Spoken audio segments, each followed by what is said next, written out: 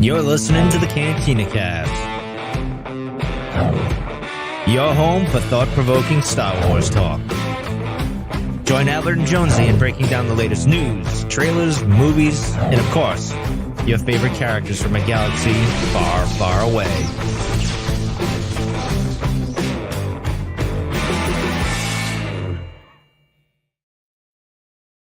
Hello, everyone. Welcome to the Cantina Cast. My name is Albert Padilla, and this is episode 446, our breakdown discussion of Andor, episode 4, named called Aldhani. And for an episode that was a pretty good length, 45 minutes, we had a lot of content that was thrown at us, and just Star Wars the way I think we like it. So, and speaking of someone who delivers on that promise every week, Jonesy's with us. Jonesy, welcome to the show. How are you doing, sir? I'm doing a little better than you sound tonight, my friend. I am going through my fourth puberty this season, and it's really kicking my butt. So I know I'm all joking. I got some crap in my throat, and I'm sick again. So, but can't not do this show. So I'm going to apologize for the squeaks and everything else. So. Oh, yeah, no worries. Hey, let's get right into it then. So huge thanks to our Patreon members. We actually had a new level up this week. Eugene Bird decided to join we can no longer call it the Rod tier, or we have to call it the Rod and Eugene tier, or the U-Rod tier. I don't know. We got to come up with some of their name. It's the Delusions of Grandeur tier. Eugene, welcome to the club. Thank you so much for upgrading your membership. We hope you appreciate it. We look forward to reaching out to you here pretty soon. And again, are now part of the tribe members: Mike, Kathy, Rob, Lauren, Dante, Risk, Justin, and Jackson now as well. And then we've actually got a pretty hip crowd. I like how I said that hip. I'm working on my lingo here.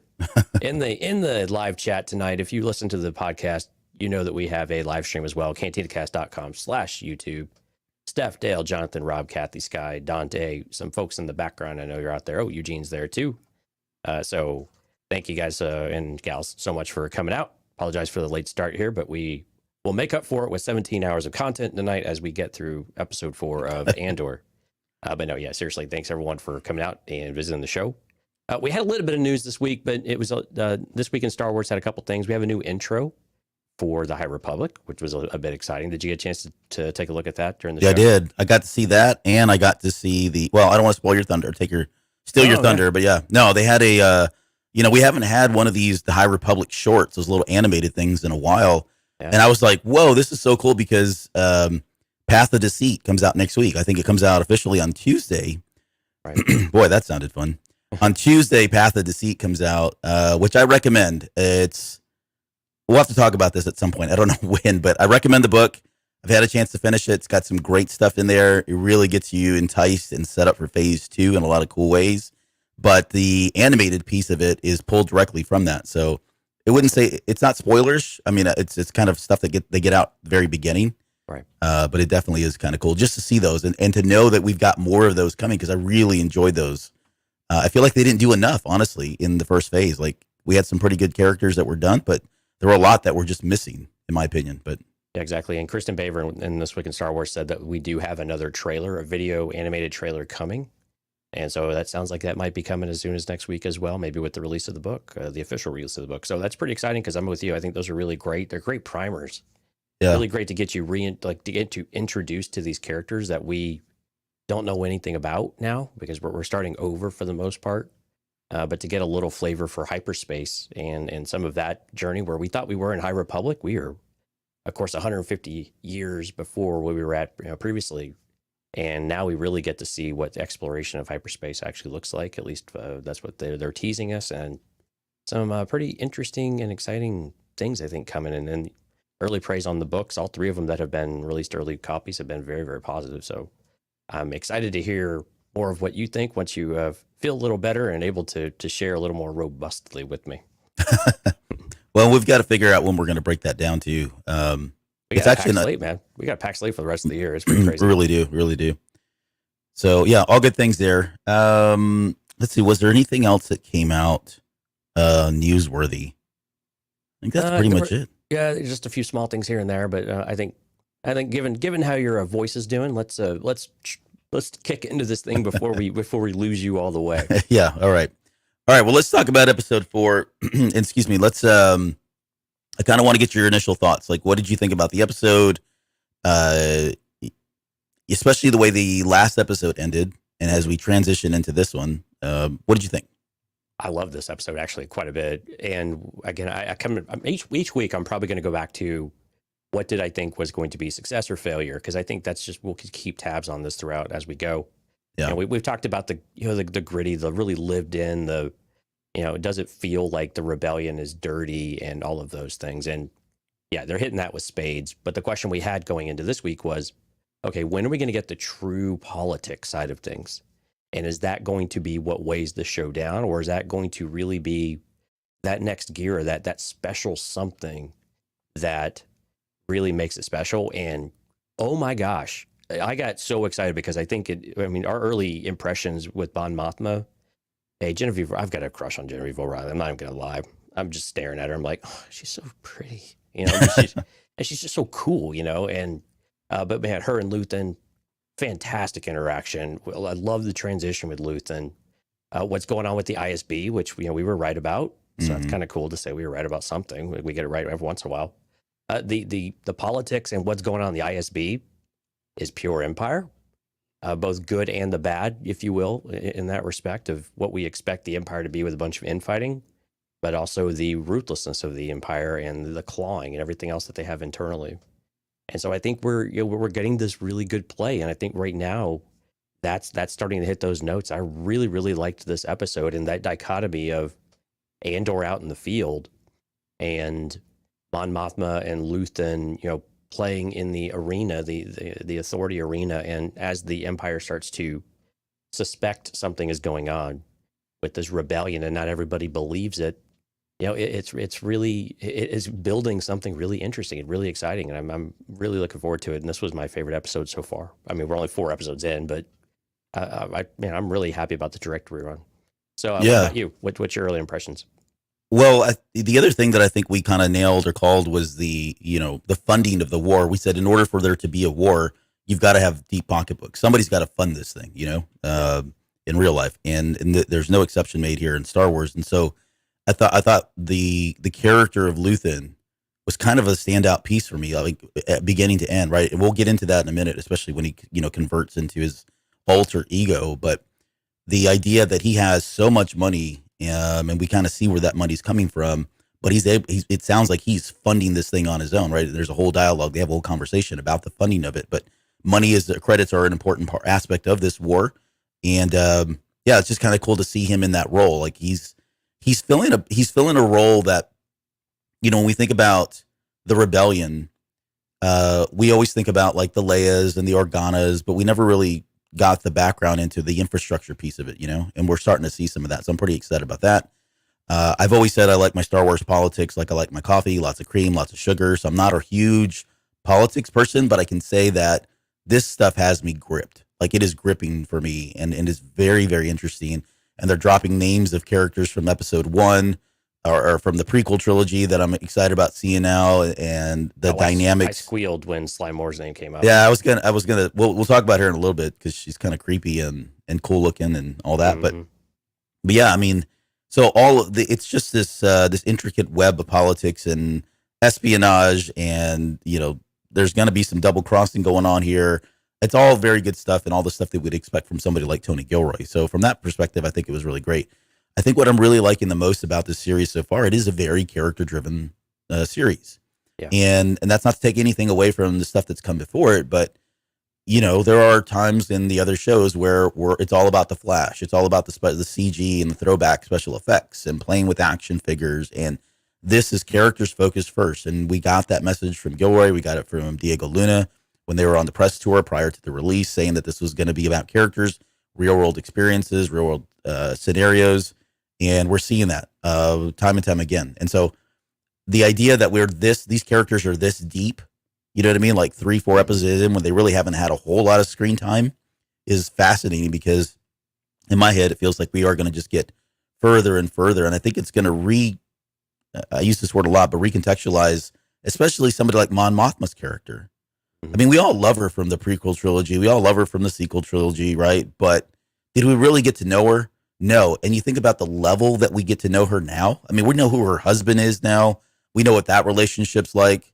We know they probably sleep in separate beds and, don't say a whole lot in the morning outside of making their coffee and going to work, right? So it's just things like that that really kind of flesh out that world that people like me just love to eat up in terms of that, layer upon layer upon layer of trivia and character dimensions and depth. So I'm excited. It's all big and stuff. We're off on a really good foot. A really, really good foot. I'm really excited about where we're at.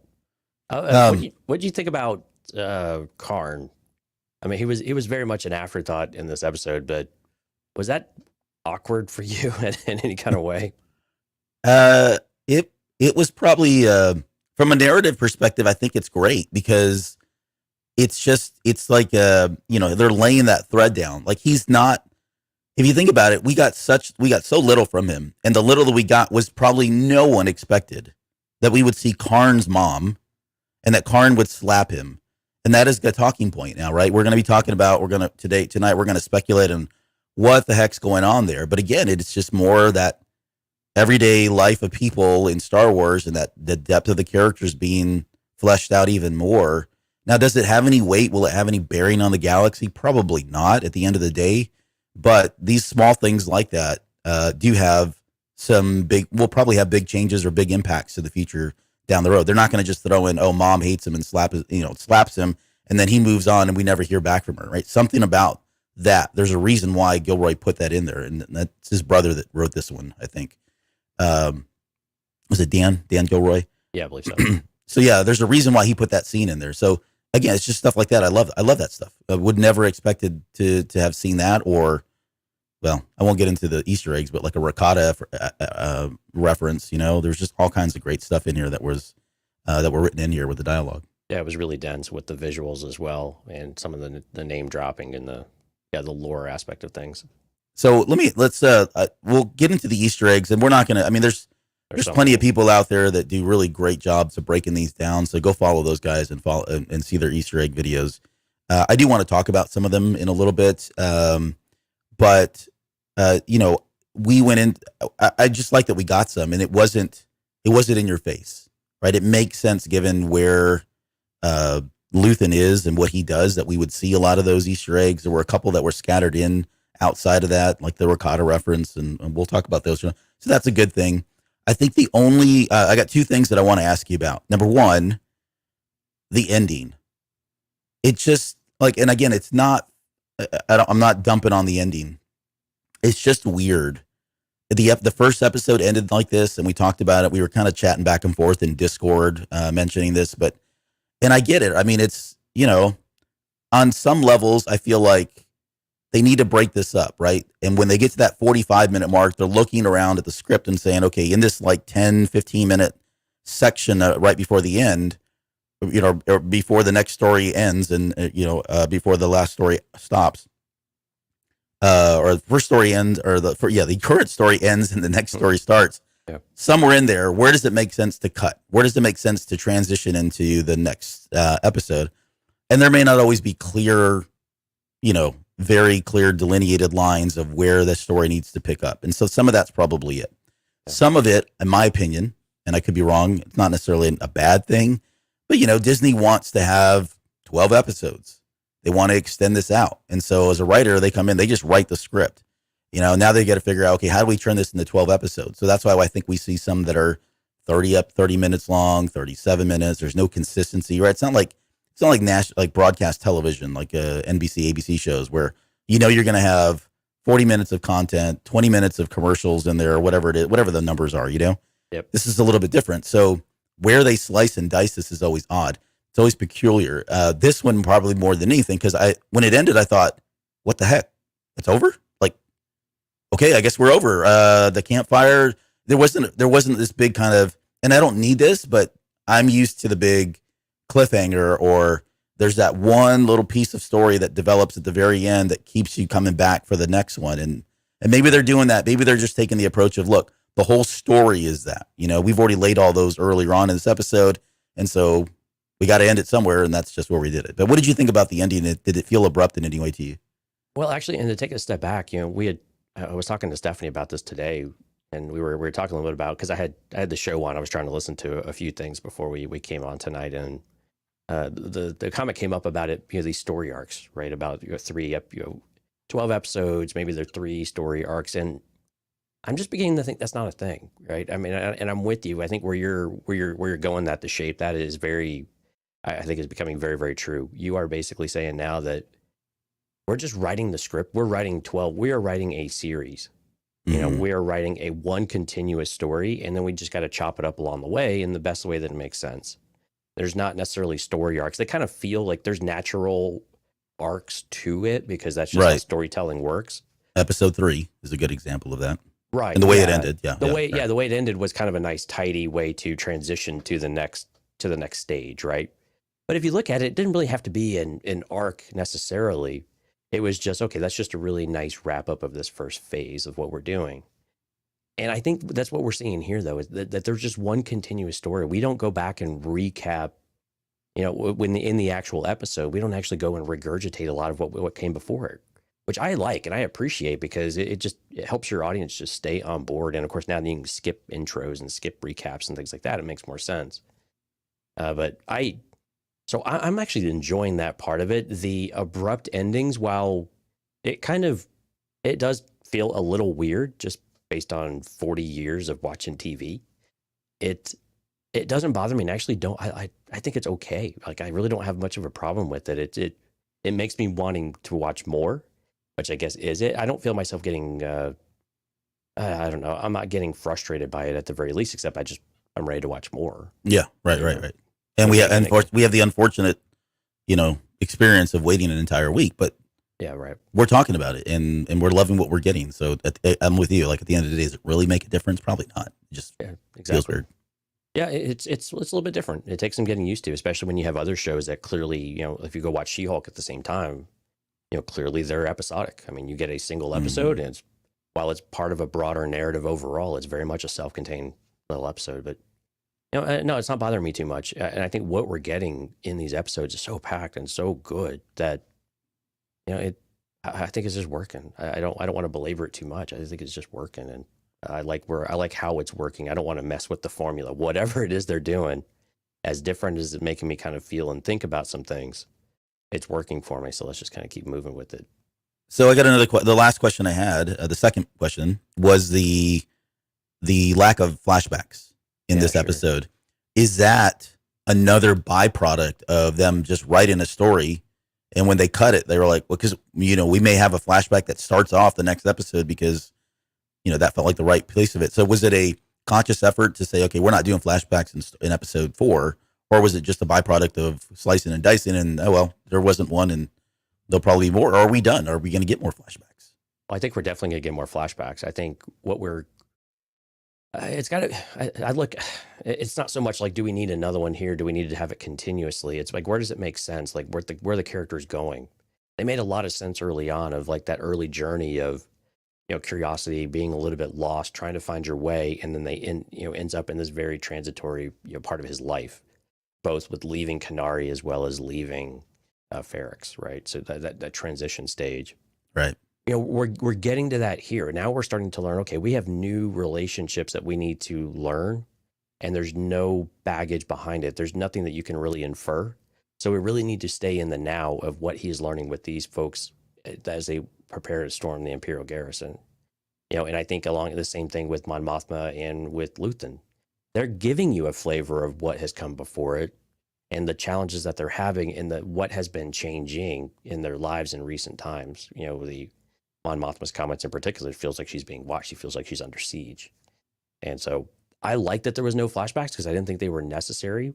I liked that the name that Andor picked was referenced in the flashback. So you had to pay attention and remember who Clem was.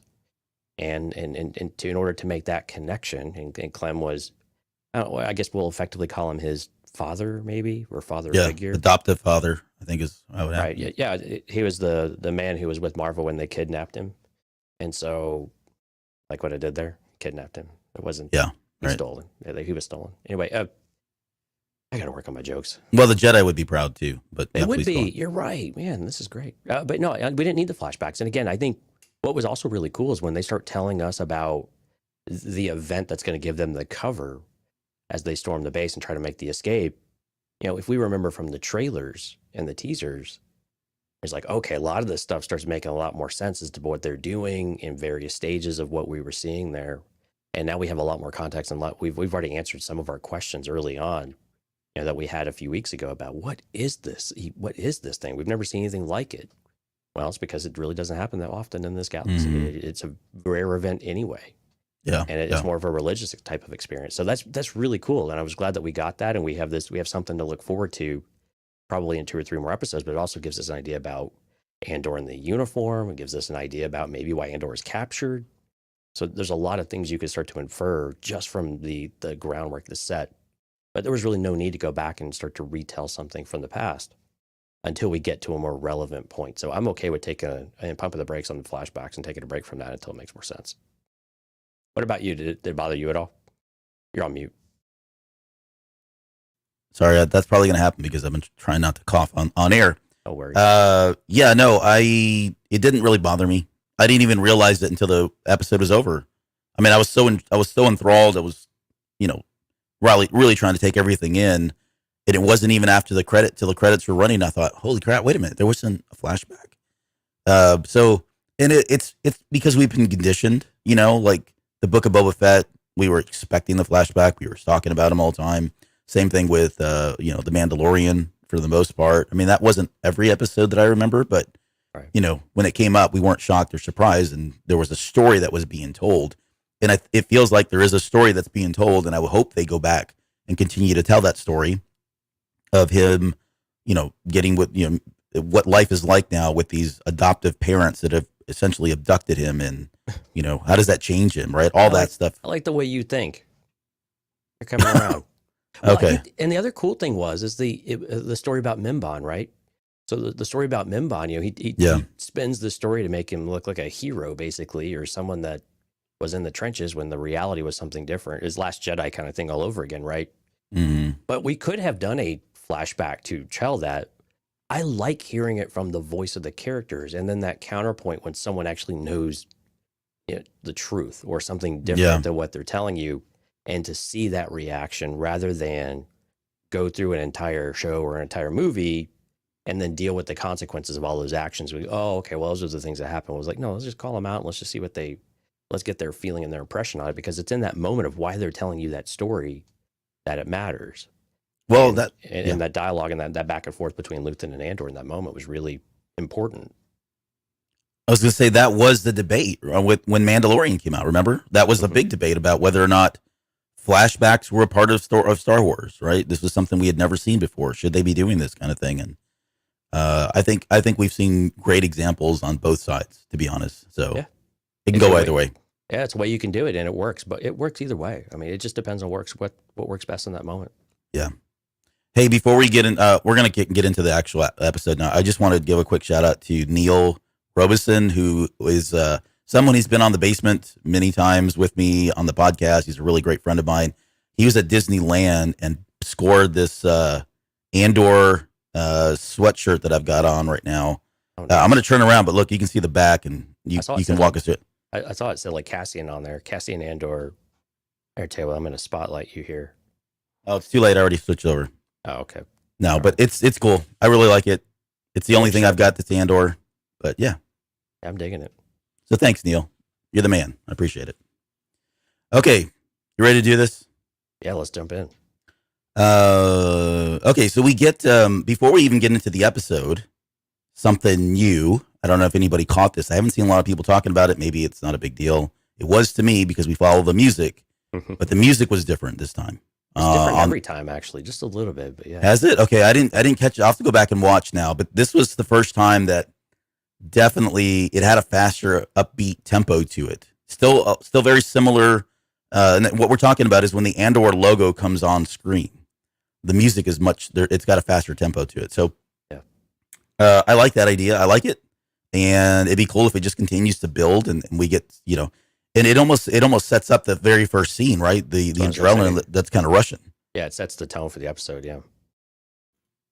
So I enjoyed that. So I hope we see more of that.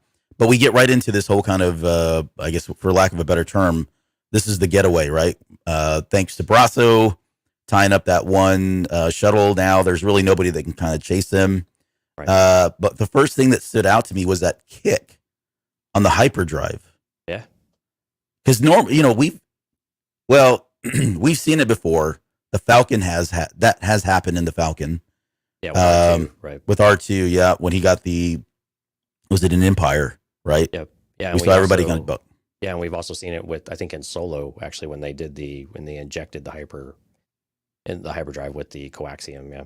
Yeah. Well, and I think if we're only going off of what we know, it sounds like he's got some kind of like coaxium turbo booster thing going on there, right? Of sorts. We're not really sure what this Fondor business is that they've got going on here. The answer he gave Andor when he asked him, it didn't make any sense to me. Yep. Yeah, he said, "What's powering the Fondor Hallcraft?" was the question that was asked.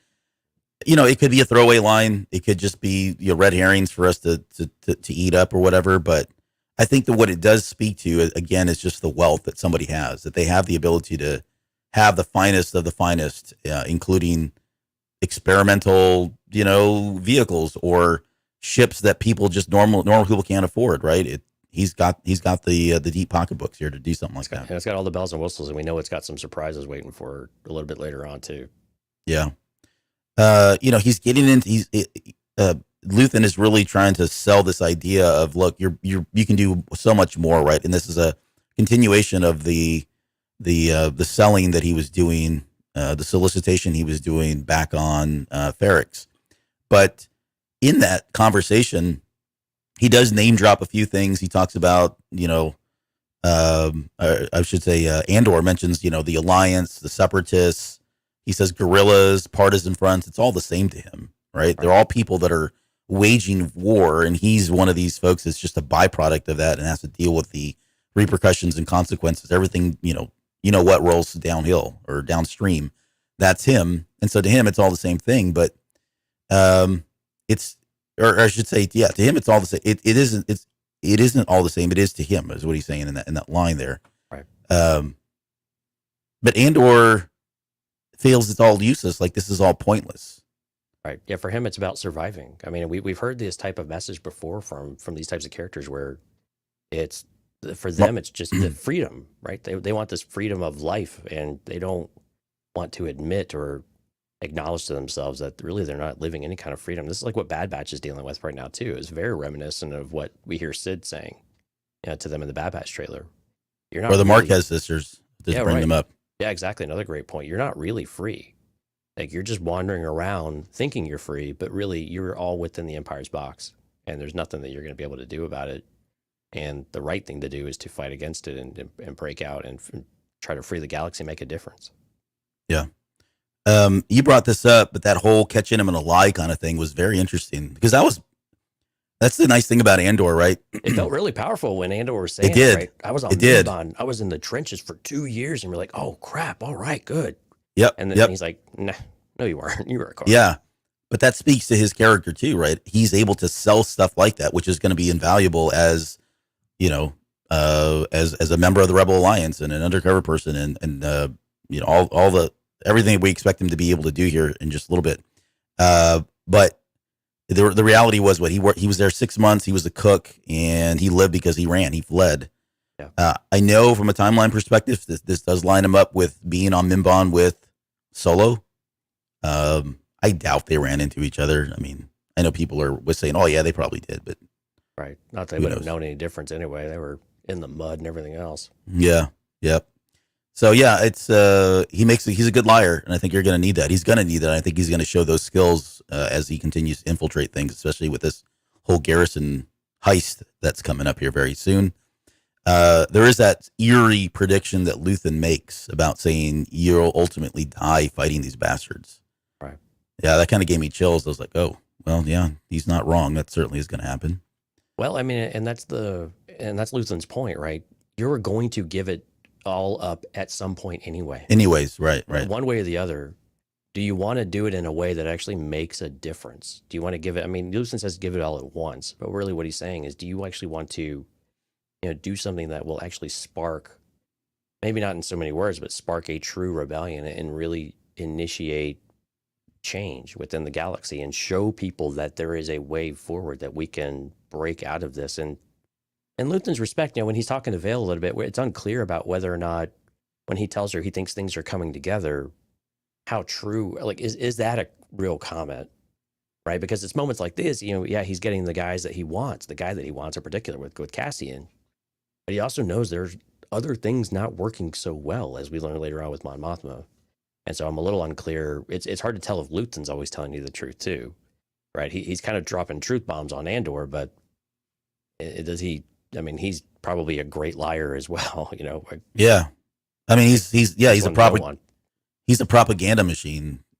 He's got to be in some ways, right? Because they're not, chalking up the wins left and right. They're probably taking a lot of losses right now, and things are really rough, and they're still trying to, get their feet underneath them and figure out what is this going to look like. And so at the same time, he's got to be able to sell this to people and say, no, we really are doing good, right? You need to join. He needs that buy-in. And so he may bend the truth or, not speaking half truths, whatever he needs to. Yeah. And you've used the word precipice the last couple of weeks. And I think that's when I look at Luthen, I'm starting to believe that's where he thinks they're at. They're in this really pivotal moment here of, if we don't do something, everything is going to fall apart, and we're going to lose this opportunity to make a considerable leap forward. Mm-hmm. We've been working so hard behind the scenes. We've been, little things are working, things are struggle, but now's the time where it has to come together. Otherwise, it will just fall apart. And so I think that's what I'm really curious to see, if that way of thinking is what the rest of this season looks like. If it really does feel like it's on it's on his death throes, or it's the beginning of a new day, and just which way is it actually going to fall, which way is it actually going to tip. Yeah. And on the flip side of that, like, Luthen is like, the antithesis is going to be somebody like Deidre, right? She sees the same things happening. She sees the successes. She sees these smaller victories. Yeah. She sees them coming together, but in true Empire fashion, they're not listening to her. Same thing with Mosk. Mosk is probably the same way. He can see this happening, but they're not getting the attention that they need. And that, to me, it feels like it's a difference. That's the difference that exists between the rebellion and the Empire. The rebellion, like the Mon Mothmas and the Saw Gerreras and all the other Luthens, they're going to listen to these little guys and say, okay, yeah, that's how the rebellion has to start. Which is why the Empire is going to get they're going to be caught here very soon. Right. Now, a question I had for you. So, I mean, he's baiting Andor with, $200,000 or 200,000 credits, right? For a few days' work is pretty insane. 5 days, yeah. But my real question is on the mission side. So they're talking about the quarterly payroll for the whole sector. What kind of value what benefit does that bring to the rebellion, or to a rebellion, to have the Imperial sector? Is that to help find other people who can help fund? Is it because I can't imagine cutting off funds for the Empire is really that effective of a strategy, because the money just comes from every which way from the Empire. Right. Yeah. So what do you think the idea behind that is? Or is it just, no, we're actually going to make a really bold move here, but there's got to be something behind it there. Yeah, I think it's what Luthen says a little bit later, right? I mean, we know he's funding this probably out of his own pocket, right? But he even says later on to Mon Mothma that the funds are starting to dry up. He's like, I don't need people, I need money. Yeah. And so this is probably the first of mini heists that they're planning, right? They need this money just for operational type stuff, to keep the wheels running, to keep the engine going. They're going to need credits from somewhere, and where better to take it from than the guys that are sacking it to you anyways? That's all their money, right? In their eyes, I didn't put that together, that they were actually stealing money. I thought it sounded like they were looking like for, here's the payroll, here's a list of names, everybody getting paid. Oh, no. Well, and to be fair, maybe I misunderstood that. To be fair, I thought the exact same thing on the first watch. I thought, okay, I guess they're going to oust these guys or expose them in some way, right? And that doesn't seem like exciting Star Wars. But it wasn't until the second watching, when Andor's talking about flying the shuttle out. Mm-hmm. They talked about hauling the credits over. I mean, they didn't use the word, but they were going to load up everything, all the payroll, and then head out. Gotcha. So I took that more literally. Okay, they're literally picking up money bags of credits, or large cantonments of credits or whatever. Gotcha. That makes sense. Yeah. So yeah, I think it's just kind of, they need it to kind of keep funding what they're doing there. Do you think Andor is really believing that Luthen's going to come through with this kind of cash? No, and I think there's a moment in there where he was. There's a moment in there when he's talking to Vel. Luthen's talking to Vel. Oh yeah, and he's eyeing the controls there. He's eyeing the controls, and that little Fondor droid or whatever is taking a look at him, going, "Yes, can I help you?" Right. But he's looking at this, going, "This, I'm still not bought in. I don't have the buy-in here, and I can just take the ship. Who knows what it's worth? He's probably got other stuff on there. He'll never catch me. I can just run. You know what I mean? That's all kind of racing through his head in that moment. So, right. I don't think he has 100% confidence in that.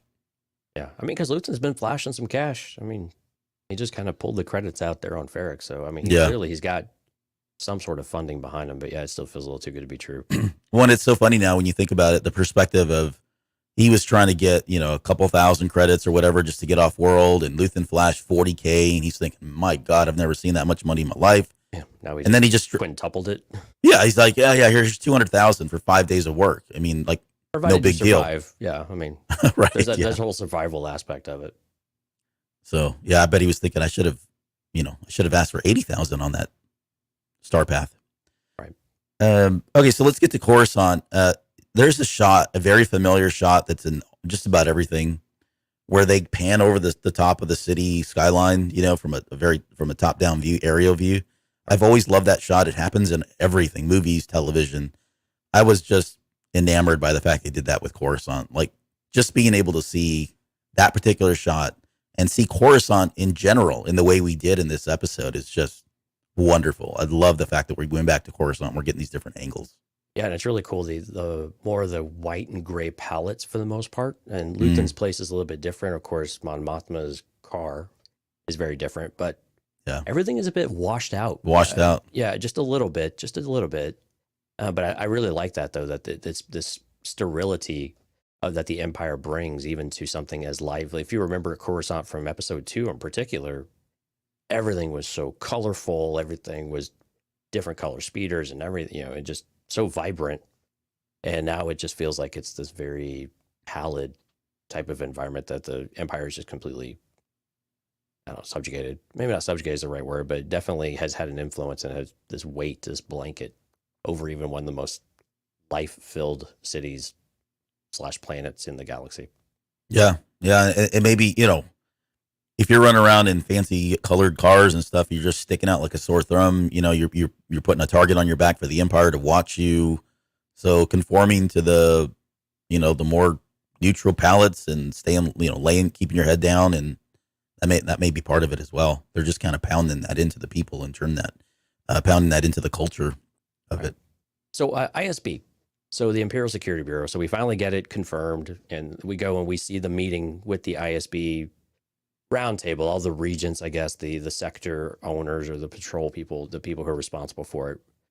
What'd you think? What'd you think of the meeting? What'd you think of the dynamics of what was going on? Was it about what you expected to see from the name is the guy's escaping me, the guy that's leading the whole thing? The ISB director of sorts, whatever his name is. But I think it's Paragraz or something like that. There you go. Yeah. So what'd you think about that? About what you expected, or Empire delivering Empire stuff? Well, not to bring up the West End Games stuff. Pablo Hidalgo posted something on Twitter saying, "Who would have known that Empire?" There was a book that was called the Imperial Source Book. I was going to bring it out for the thing, and we had some technical difficulties. I didn't get the chance to grab it, but there is a source book that came out, and so a lot of that is, I guess, if you played that game and you knew that stuff, it was similar. They pulled a lot of it right out of it, as far as like how the ISP works and some of the ranks and what they're. I think even the Prime Directive, when she's spilling out, like when Deidre's talking about what we do, and he's like, "That's what it's almost like out of the book." Like that piece is in there, like it's their mission statement, right? Which is awesome. I mean, those are such deep Easter egg and cuts. So from that perspective, I guess it was refreshing and not surprising. But wow, was it surprising? That they would actually pull that out of there, and to see the ISB, because we've read about them many times in books. They've always been out there. Sure.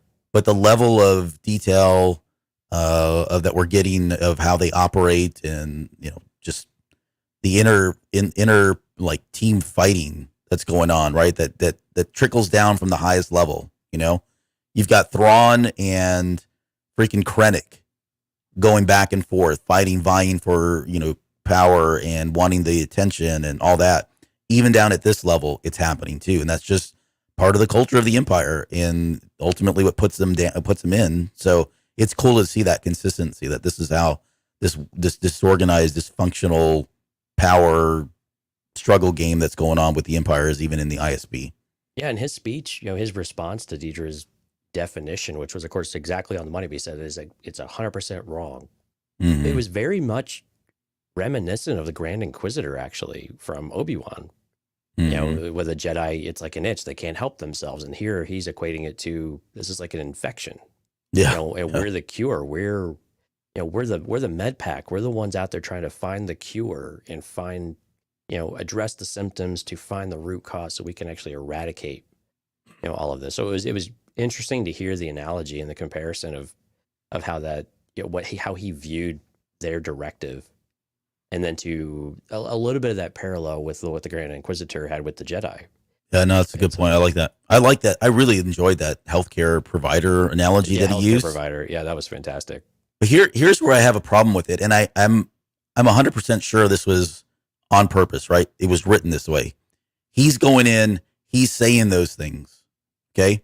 But then when the moment comes that someone is saying, we have a symptom, we have multiple symptoms happening right now, Deidre, he like brushes it off. Like, sorry, I need data. I need facts. I'm not just going to go off of your gut feeling. Right.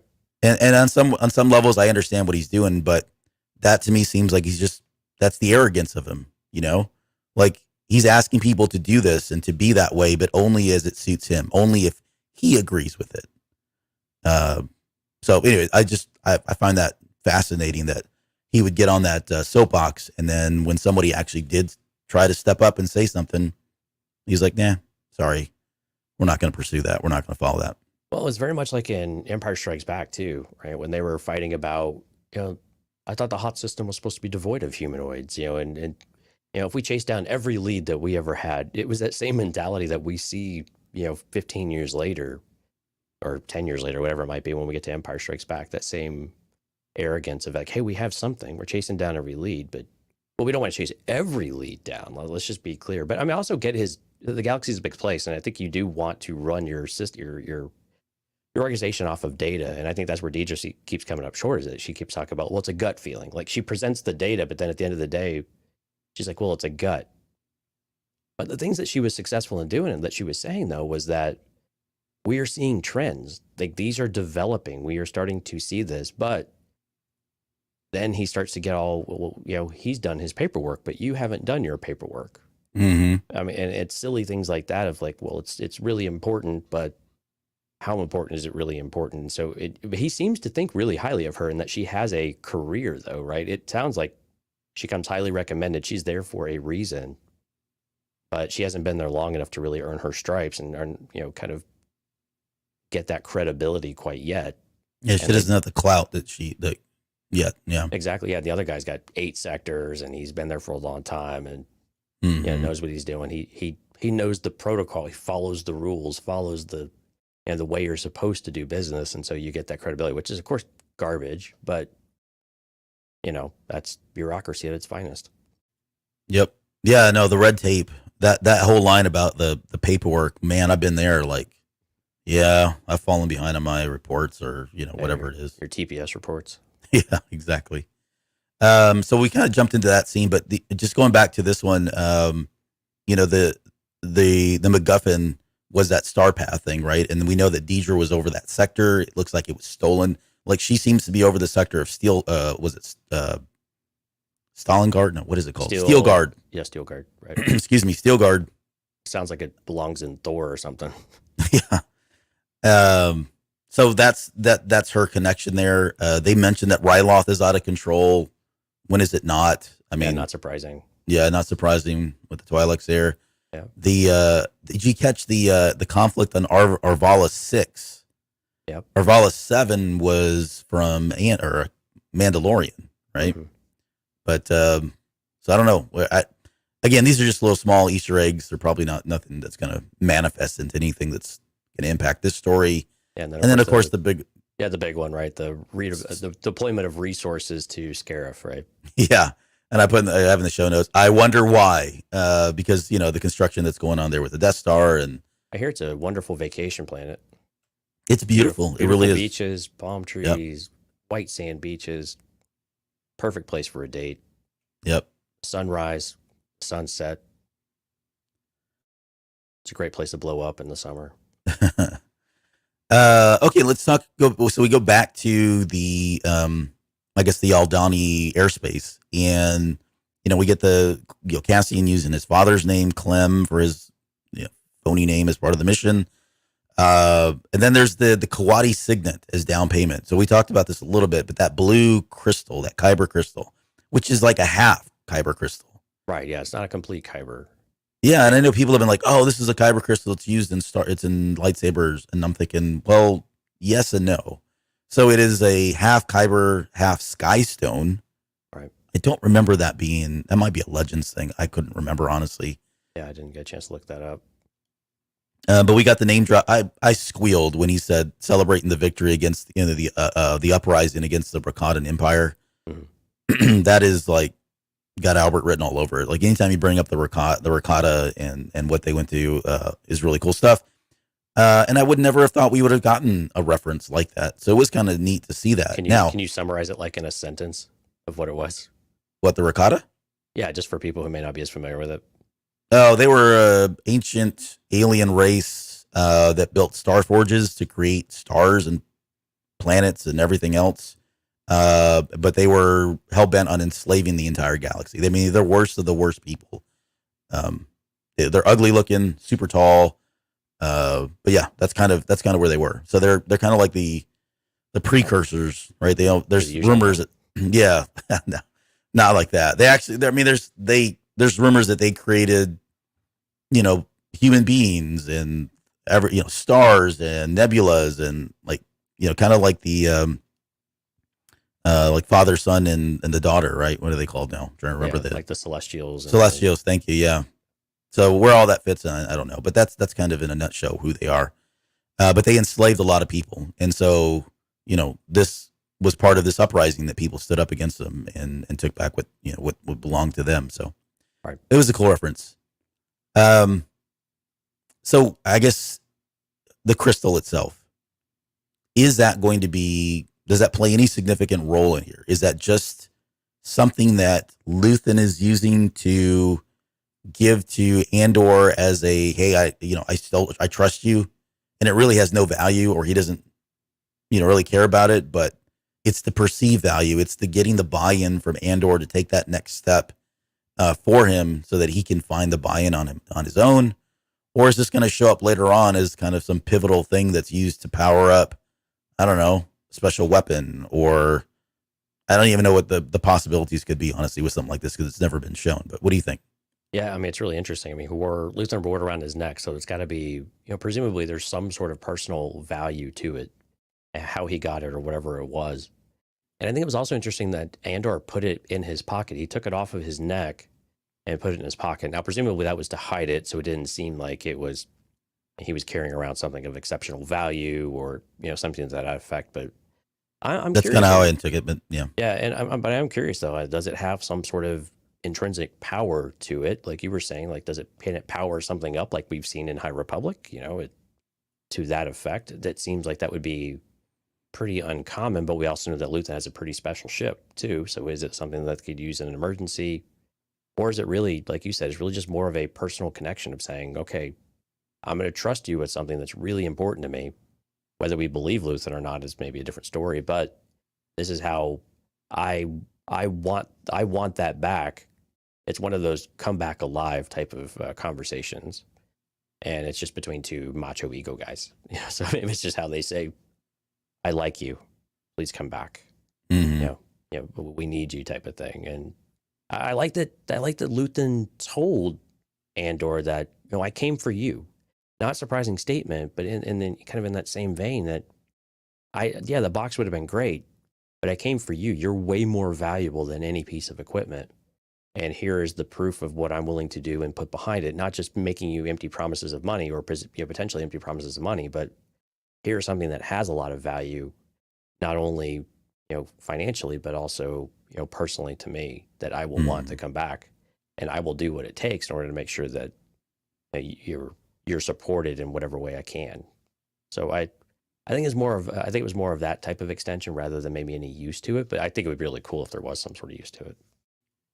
I think it's beautiful to look at the very least. Yeah. And it's now the second Kyber crystal that we've seen?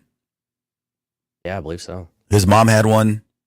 In the flashback scene, it's kind of dangling there, almost like a dream catcher kind of thing. Right. Then there's this one. Might have been a third one, but either way. Is there any chance that Luthen's going to die and not ever get that crystal back? Because that's pretty real. I mean, I don't think Luthen's going to survive out of the season anyway, and so I think this is going to be something that Andor keeps to remember him by. So I think it'll be one of those objects. Yeah, I've been thinking about that a lot too, especially after this episode. Like, we love this character now so much, and he's so complex and he's so cool looking. That usually is a red flag of like, hey, Star Wars is going to kill this guy. So yeah, I mean, so just get ready. Mentally prepare yourself. Just made us think he was so much cooler, right? With the way that with the alter ego thing. Yeah. We get introduced to Vel, and just in general, we'll kind of capsulize all of her teammates. They're all not happy with this last minute change. Sure. The dynamic, the relationship between Vel and Luthen, though. Do you think that Luthen, or I guess, what's the question? The question is whether or not does the other team even know about Luthen, and why is that so secret? Is it just that has to be the case so that they can keep, the higher level of secrecy, right? She's the middle person, the intermediary. If they find her, she'll never say anything. They'll kill her, and Luthen gets to kind of move on, right? He can't. The less people that know about him, the better, kind of thing.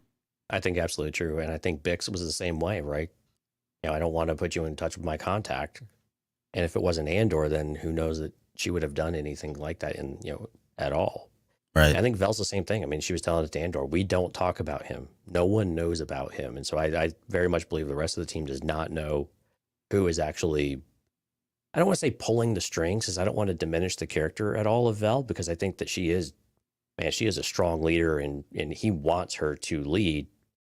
But at the same time, he's also like, these are the things we have to do. Someone's got to keep you honest too. Even leaders have leaders, or leaders have bosses type of things, right? And so I think this is another one of those cases that he has to keep this arm's length distance, because he's the one that puts the opportunities together, but he can't be connected to any of it. It's just like Mon Mothma. She can be involved, but she has to keep her nose clean, because if she's busted, a lot of things start falling apart. And I think if Luthen is busted, you got to have, and Luthen's willing to get in there and get his hands dirty. And if you have that connection that starts to get lost, then everything starts to fall apart around you, or you lose a big chunk of it, and who knows how long it takes you to recover from that, if it's even possible. So I'm going to go to the chat, and I apologize. I haven't been going to the chat as often as I should have been. So, but Dante says, when rewatching the episode, their dialogue kind of sounded like she was his daughter. Not definite, but maybe. I kind of picked up on that too. On the second rewatching, it's just the way he speaks to her, like, I need you to lead. Yeah, I mean, there's a level of business professionalism that's going on there, right? But then it felt like it was personal too. There's a lot of expectation there, yeah, like there would be of a childlike, or a mentor type of relationship, or a parental type of relationship, right? He wants to see her do better. He wants her to lead, and that sort of thing. That to me makes sense. And if he really is trying to keep this inner circle as close as possible, as small as possible, somebody like her is, not a risk, because that's his daughter, right? Right.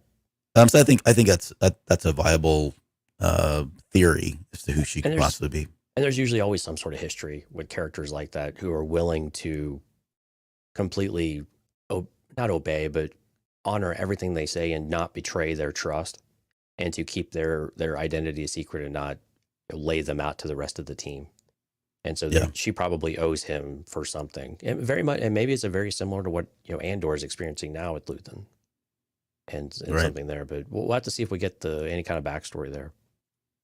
Eugene had a question. Will it be a Rogue One ending mission or a Clone Wars ending where everybody makes it? I think there's going to be casualties. Oh yeah. At the end of the day, even on this mission, like, I don't know how many of these folks are going to make it out. Well, I mean, and how many times I got to say it? Andor's there for redundancy. If you lose one, he steps in and does it. Right? Yeah. Even if you lose two, he can fill in for both of them. I mean, so. Yep.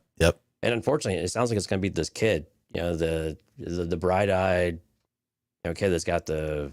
Man, the Oh, you're talking about Nemec? Yeah, Nemec. Yeah, he just seems like, well, if he's in for the cause, that's all I need to know. Yeah. And so it just seems like he's going to be one of the first to go. Well, from a character development perspective, and I have this at the very end of the show notes, and I'll just speak to it since we're already talking about it. I think some of these people do have to die, and I think some of these people have to give their life up for Andor specifically, right? He has to buy in on the idea that these people are willing to lay down their lives for a cause. He's not there yet, but it's these folks, right? These 7 or 6 other folks now that I think are first going to give them that hope or that glimpse of what it's like and why they do the things they do, right? If someone gives their life for him, he's going to feel like, wow, this is really big, Or if they die and just in general, I think he's going to kind of have that same approach. Right. And he's going to have to get over part of it because we also know usually what happens with these characters is that someone dies and like, well, why are we even doing this? This is why we shouldn't do it because the odds are just insurmountable. We're not doing it. And then someone just knocks it into him. Like, no, he believed or she believed in something. Right. And this is why we're doing it because we can make a difference and we're making progress and we're willing to put everything on the line because this is no way to live. And then their story starts to take root too of what their experience is. Diego Luna, has been in more interviews, of course, recently. And we talk about the fight since he's 6 years old. These other folks have stories similar to that, I'm sure. Different types of stories, but they have those as well, Right.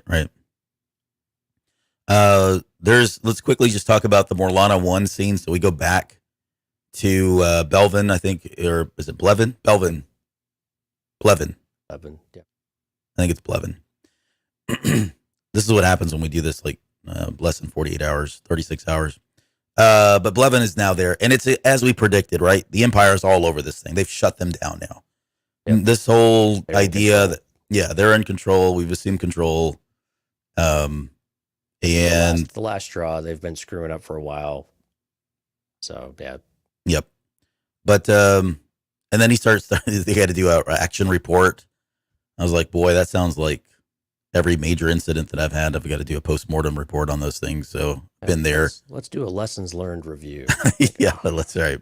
Why don't you like me?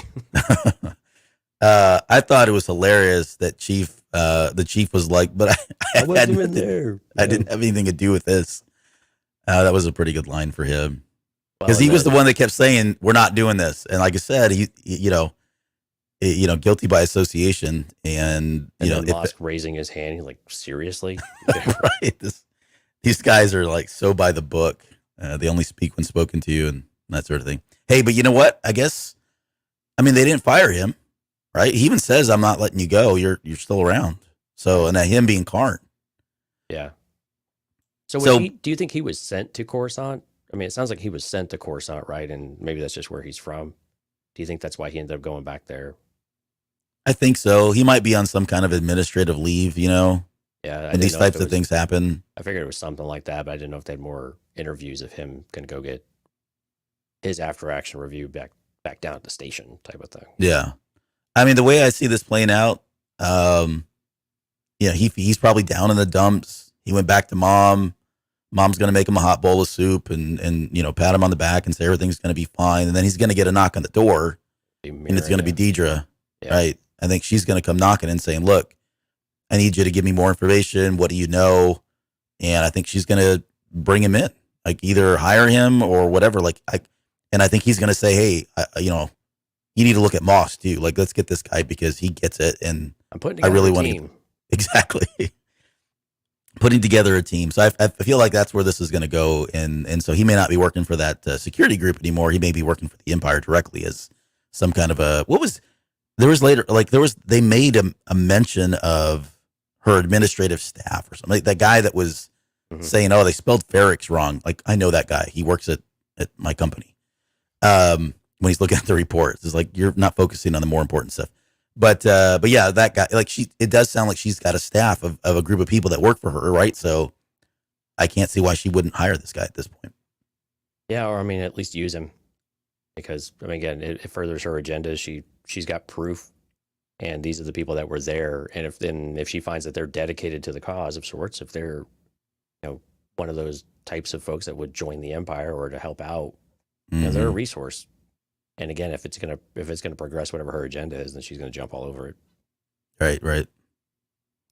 Let's see. The next we go back to hey, just real quick. So on that, we had talked about Karn has the makings of a villain, but what do you think about the mix between him and Deidre Mira? I mean, granted, we don't have a lot with Mira yet, but we got a pretty good idea of at least where she's coming from. Is she? Who's kind of the main villain, or do you think they're going to be a team like we were just talking about, or do you think she's kind of the main villain of this series so far? Like, what's your just guessing if you're looking forward in your crystal ball here? I think it's going to be Karn, because I think for Karn it's personal now, right? Because he's been humiliated. They tied him up, they left him for dead, kind of thing at one point. So I think it's very personal for him. For Deidre, it's not personal yet. It may get there, but really she's just doing her job. She's got a lead now on a case that's probably been under her, this a thorn in her side for a number of years, and she just wants to bring that to a resolution. And she knows that this guy over here is probably responsible for it. But so it's a different kind of. So I think they're both going to work. They've got different motivations as to why they want to bring Andor in. But for Karn, I think it's much more personal. And to that end, I think he's probably going to be the more vile kind of person, the more of the antagonist. But I think they're all three of them, honestly, are going to play a big part in that. Gotcha. Yeah. Okay, so there was the quick Aldhani thing. They go back there. Really, we've already talked about a lot of that. The only other piece that stood out there was, the 7 people against a garrison. Right, that's our first pulling back of the curtain of like, wow, this is yet another suicide mission. And there's so many of these from the Rebel Alliance. Every episode of Rebels is a suicide mission. It's 5 people, maybe a couple of others trying to do the impossible, right? But yeah, so nothing there other than to say that, wow, I don't know how they're going to pull this off. Yeah, and again, it's another facility that who on earth would even think about doing this? Mm-hmm. And there's no escape. I mean, and they had it all down there. It's 52 clicks, and plus you have 9 minutes, and then the TIE fighters catch up to you, and you're toast. So from the Empire's respect, how would you know that? And it's the details. It's the culture part of the things that the Rebellion's always been able to pick up on that says, well, here's how we would make that work and turn the impossible into something still, while very dangerous, and the odds are maybe not what you would want them to be, but at least it's possible now. There's a way, and as Andor says, there's your cover. All right, so that's what we get. But just a pause though. What do you think about all the cinematography? Because we've talked about this. The landscapes. We had the TIE fighters roaring over overhead as they came through, as they're traversing the highlands and the lowlands. What'd you think of it? Was it everything you had kind of hoped it was going to be? Yeah, it's for lack of a better word, it's cinematic. It feels very cinematic. It does not at times. I mean, this is true of a lot of premium television today. Sure, right? Yeah, they all feel big. They feel big, and this one feels big in so many ways. But yeah, I mean, some of these shots that we're getting are, again, it's movie quality stuff that you would expect to see on premium television or on the big screen. Yeah. So yeah, I've enjoyed all of it. I love the on-set stuff, like the on-site, on-location type stuff.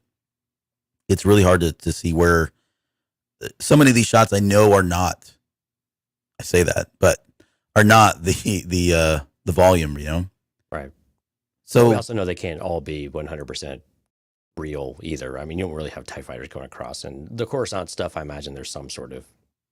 I mean, they've got to be using something, right? Whether it's green screen or the volume or something. That's what I'm saying. But yeah, it's still all the landscape and everything was definitely. It felt very real and felt very boots on the ground. So I really enjoyed that. But I know it was something that we had talked a lot about going into it. So I just wanted to see if that was hitting expectations for you. Not to call him out, but Hard Countered has just joined our chat. Oh, and now we can get started. No, well, I want to know his thought. Like when you get a chance, throw something in there. I kind of want to, because he's a good friend, first off. But I know sometimes he doesn't always like the Disney stuff that's coming out, and I'm just curious as to how he's taking the show and how this is resonating with him. The fact that he's here either says he's bored or has nothing planned, or he actually is enjoying it, which I hope is the third one. So we'll see. Well, that he wants to make sure I start driving tomorrow morning to go see him. He just wants his name called out. It's probably all of the above. All right. Anyways, just kidding, man. Love you, guy. Okay, so let's talk about Luthen. Because for me, again, this was the standout moment. The transformation. I mean, we talked about it in the very first couple episodes about Stellan Skarsgård's performance, just how he does in general. Like every role he's always good in. But man, there's like stuff going on here. It's so transformational. Like it's crazy. And I know it's just an actor getting into his role and playing his part. But I like that we see the behind the scenes of him getting himself, yes, like an actor, like getting himself prepared in the background to but play it's the not, part. And it's more than that. It's more than just his voice, right? The way he speaks, the inflection, his tone, he changes all of that. Yeah, he does the physical stuff. The mannerisms change. The way his gait. Look at the way when Luthen's walking, it's very stern, very commanding. When he's as this other character, this other Luthen, it's very graceful, very pompous, right? High royalty, kind of a very rich kind of thing. It's just so amazing. I love the fact that he does that and he goes to that extent. But he has to. I mean, it gives you the sense of importance for him to maintain his cover because he's so pivotal. He's so critical in this role. Yeah, it was good that these weren't flashbacks when we were originally speculating. Were these beforehand? No, it really is just a wig. It is a front. It's his business of sorts. Mm-hmm. I think we had someone in the chat earlier was saying maybe some of the artifacts, maybe they weren't real or something like that. I have a feeling they probably are all real because you want to put forth a legitimate front. Everyone's got the legitimate. Even the mobsters have legitimate businesses, right?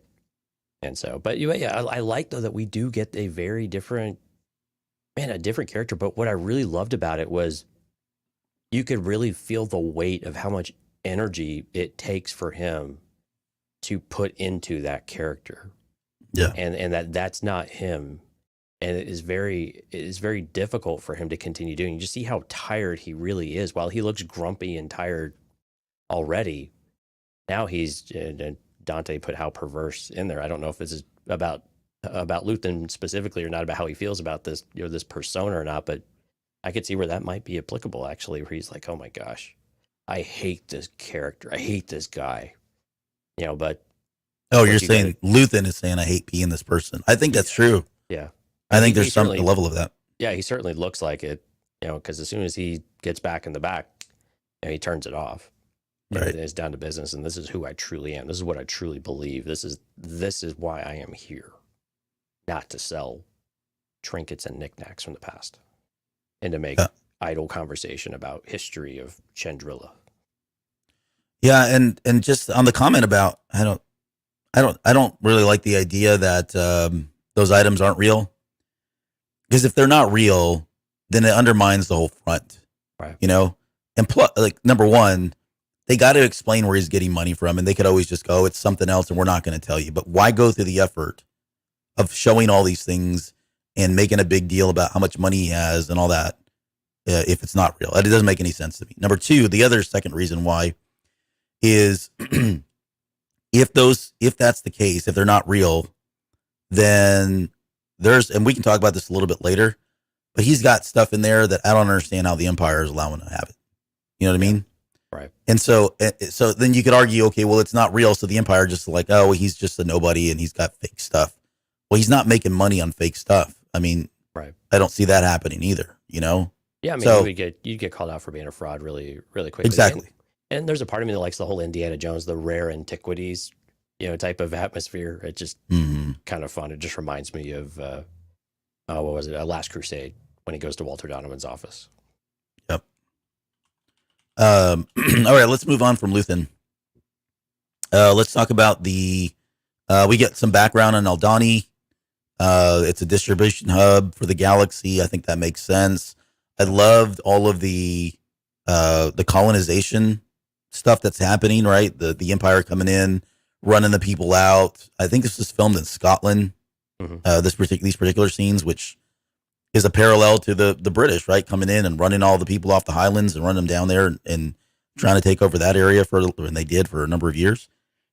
So that whole colonization of the Empire, and again is predictable and what we would expect, which is great.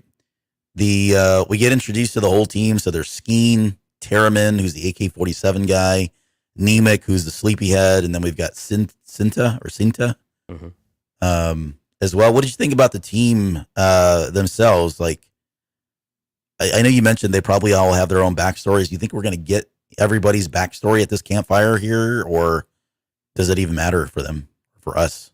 I don't know if it matters. It's a lot of characters try to give a lot of backstory on, but I think we'll get a little bit of something with them. And that does usually come out like in these moments when they're, about to infiltrate the base, or maybe they're waiting idly for something to happen, So I think there's some things we'll probably get some smaller pieces out of all of that, but yeah, they all have the story, and it would be interesting to get some flavor of it.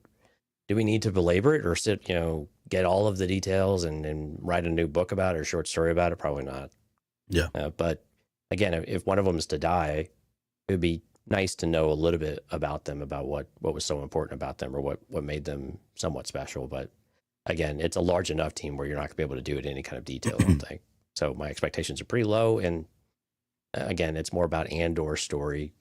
So what makes the most sense for him to connect with, and what's going to make the most impact to him is we're the ones that we'll get. Well, I think Vel, I think Vel will probably get something from her at the very least, right? And maybe from Nemec. Yeah. Well, and I think it's more powerful for Andor too, knowing nothing about them. Like if they do go and save his life, or he sees them die for this cause, and he knows nothing about them, that's maybe more powerful than knowing the why. So I think there's something to be said there. Skeen catches Nemec sleeping on the job. Yeah. He does a quick name drop of of course we all know who Saul Guerrero is, but he also mentions Garvish and Mossy. I don't think those are other people that I remember, and I need to go back to Rebel Rising because there are a few people that again are kind of coming and going through Saul's teams where he's working with Saul. Those names didn't sound familiar to me, but it does speak to the larger narrative of there are a lot of other Saul Guerreros out there. There are a lot of other cells, splinter cells that are popping up everywhere. It's not just 5 that we talk about in Star Wars. There's tens of 5s or hundreds. Who knows how many there are? But well, and again, it goes to the how do they treat that type of activity? What's the discipline look like on their teams? He'd have your head on spike, for sleeping. You're no good to him in that kind of way, and this speaks to the severity of how far they're willing to push things and what they expect, and really they don't really care about their people a whole lot. Right. Steph says, I don't care about their stories. Honestly, I don't want to get attached to people who will probably die. Well, welcome to Star Wars, Steph. Glad you can make it. Yeah, we hope you're enjoying Andor. Hey, you might want to watch Rogue One. That's kind of a cool one. Real good love story there. We talked about, I think we've already talked about Karn. The only thing I have on here is that neighbor, that nosy ass neighbor in the back. That was kind of like they shoot her off. What are you watching at? What are you looking at? I don't know. That just tickles me pink. I really did enjoy that. So what is his backstory? Do you have any thoughts on what's going on there with him? And why did his mom slap him? Oh, he probably left home, and now that he's back, she's probably pissed, but she's really happy that he's back. But he probably left and followed his dream or whatever it was, and she just got mad. So I don't know. At this point, I'm not really connecting with Karn like in this moment. Like I kind of liked him where he was before, but he's diminished quite a bit, and that's partly the point. But right. So I want to see how he gets built back up, and I don't really care about family drama. If I wanted family drama, I just go talk to my family, And so, yeah, or I just go watch Luke and Leia and Vader and all of them. But no, so I think, yeah, Sky's saying he didn't call her. That's No, exactly what it was. I was going to say, Sky's right. I think it's what it is. Like, she's been emailing, she's been calling, wondering where he's at, and then he just shows up. Yeah, he's going to get a slap and then a hug. That's right. Slap and a kiss. Gotta put Shiny Boy back in his place. But, so we'll see. Yeah, I don't know that I really care right now. Dante says this is an old person's home for the rich people, and she's mad he doesn't visit. Okay. Applebrook as the neighbor. Okay, these are good. This is why we have the best listeners on the planet, by the way. Yep. Yeah, I think it's honestly, it's the simple answer is, like you said, he did something and he's just not been in contact with her. She's probably been worried sick, because he's off doing whatever. I do think you're right. I think this is part of his story arc, right? If you think about where he was at the top, something really bad happened. He's bottomed out. He's going to be given a second chance coming up now. And, where that goes, I don't know, but that's kind of how things roll in Star Wars and storytelling. Right. There was when we go back to Aldhani now, that little shot she gave him. So Cinta gives him a shot. Yeah. Some sort of medicine. It was green though, kind of okay. greenish. So in Legends, in Old Republic times, I think I've talked about Koltov before. Koltov is green.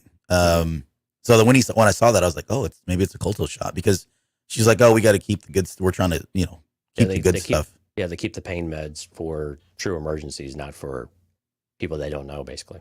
Yeah. He looks like a guy. He'll be all right. He does. He does. You talked about Nemec a little bit. He does seem like. Yeah, he's young. I mean, and just seems to be committed to the cause. And he's clearly wears his emotions on his sleeves. He's also very trusting, because I think everybody understands where they're at. They're undermanned. They know they're short at least one person. And they have one who's kind of 1 foot in, 1 foot out, the lieutenant that works down at the garrison, who's a turncoat. And so they know the odds are stacked against them. They know they need help. But they're still very proud. And they're also just they've probably all been burned before too. Mm-hmm. And so to bring someone in this late just doesn't make any sense. But again, Nemec, maybe his youthful naivete of saying, well, as long as he believes in the cause. And I got this vibe about him. We really connected when he nodded at me for half a second. Right. Kids. Yeah, kids. Right. When the rest of them were like, dude, go back to sleep. Well, and since he's connected, like he's the one that's believing in Andor, again, that's usually the red flag of, oh, that's the one that's going to die, right? Yep. Give him a red shirt. Yep. Get Albert some Mednog. There you go. Oh, I need that. Is that what they called it? Is that what he actually called it? Yeah, he called it Mednog when he told him to take a swig of that. It was just booze. That's what I thought it was. I thought it was just booze. I didn't know there was any actual healing properties. Something to dull the pain. All right, let's get into like a really good stuff. Let's get into the Coruscant scene when Mon Mothma arrives, who, my goodness, Genevieve O'Reilly is just kind of killing it. Again, all the actors are really killing it, in my opinion. They're putting in some great performances on levels of, Star Wars acting that we haven't had.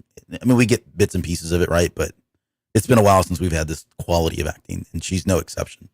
Yeah. I guess the big takeaway here is we'll get into the Easter eggs too in just a second, but the big takeaway is Mon Mothma has got the Empire all over her, and she's starting to feel that the creep of spies everywhere, right? They've replaced her driver. They're replacing people on the Senate. Anywhere and everywhere they can put their spies to watch the senators or anybody else that could be conspiring against them. They're going to do it. And it's becoming very, very tight for her to operate as this kind of, Rebel Alliance entrepreneur. She's the financier, it sounds like, for the most part. And Luthen, it's kind of interesting. As much as money as we think Luthen has, apparently his funds, I think you said this at the beginning of the show, his funds seem to either be exhausted or he called it foraging.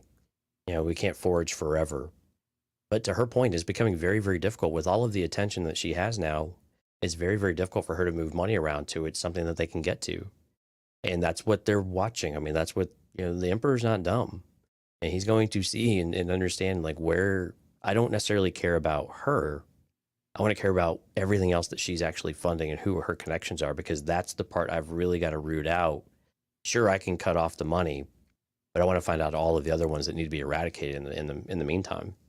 Mm-hmm. And that's now becoming, and you can feel the stress on her. I mean, she's becoming paranoid of sorts, and probably rightfully so, right? I mean, and we get this scene later on with her husband that now you're like, okay, well, you can't even trust her husband, maybe. Yeah. She said, I feel under siege. Yeah. Because it's coming from all directions now, right? It's not just one aspect or one facet of her life. It's every aspect. It's permeated every aspect of her life. And, what was interesting was Luthen is like, look, if you can't come through with this, I've got to go somewhere else. That's that whole real conversation that they have there a little bit. And she says the money's there. It's just getting very dangerous. I can't pull funds the way the way I used to. I don't know if we're going to get into the money laundering that's happening. I think it's fascinating. I'd love to see how she's doing that, right? Even if it's just a slight mention, I'd love to know how are they funneling money? Is it coming from other donations, or I don't even know how the politics work in Star Wars, but I actually would like to see how that's happening. Yeah, it's got to be a lot of money. Yeah, I mean, it has to. Yeah, it seems less likely that we'll get into those details, but again, it's that tension between her and Luthen of, hey, I will deliver from Mon Mothma's standpoint, but he's also like, I need it promptly. I need to be able to I need that flexibility to go do the things when the time is right and be able to keep funding this thing and keep moving it forward. And waiting is just making things harder and making it worse, right? And it's going to dwindle our supplies, our ability to feed the people. It will just feed the people out there doing things just to make sure that they can survive to do the mission. But she's also, she knows her neck's on the line. She knows no one else has as much to lose. Like, she will be the first one to lose everything, and probably up to and including her life, if she were actually to have any kind of hard concrete evidence come against her. Right. And if she falls, the dominoes fall all around her really quickly in a variety of ways, whether they're routed by the Empire and they're rounded up, or if the supply lines dry up and then they just end up getting, picked off one by one, or they scatter and the whole thing just falls apart. So she's very realistic about what her part is in all of this, but she wants to make sure Luthen's not on his high horse saying, while you're out there doing this other part of it, which is exceptionally important, don't diminish what my contribution is here, or what I'm putting at risk, or what I'm sacrificing here in the process as well. So she kind of puts him in his place a little bit. Yeah, no, I think she does too. They have a very dynamic relationship for sure. She makes a comment at the very end there. You kind of brought her up, her being, she's putting her neck on the line. She says, I'm going to be the first to fail if we bring in this other person, right? She talks about bringing another person, and Luthen's against it, into the inner circle. What do you think that might be? Any speculation? Well, I thought of the Dave Filoni inner circle first and foremost, right? There's always that joke about Dave's inner circle. Yeah, and the tree of the trust tree. The trust tree, yeah. And I'm building a moat around that. I might even build another moat around the moat. Yep. I'm sure that wasn't related, but that's where my mind went in it first. Well, she does have trees says in her apartment. Yeah. But she says if things go wrong, she's going to be the first to fail, right? So, my heart says, I wish it's going to be somebody like Ahsoka or somebody really cool like that, right? Even if they don't show it, or just the mention of, she's trying to bring in Fulcrum, and maybe Ahsoka's not ready. And Cassian, we know Cassian, I think, is Fulcrum before she is, right?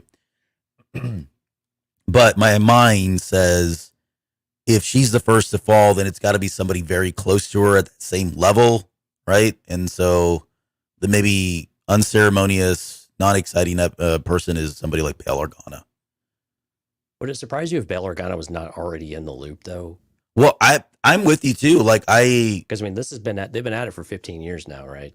Yes, and so that would lead you to think that they are both working independently And maybe that's been fine, and they've decided now this is the time that they have to come together and work as a team or whatever. But I don't know. As much as I feel like it's going to be Bail Organa, to me in my head, at least headcanon, they've already been working together. Like they are in cahoots, and they've been in cahoots for a number of years.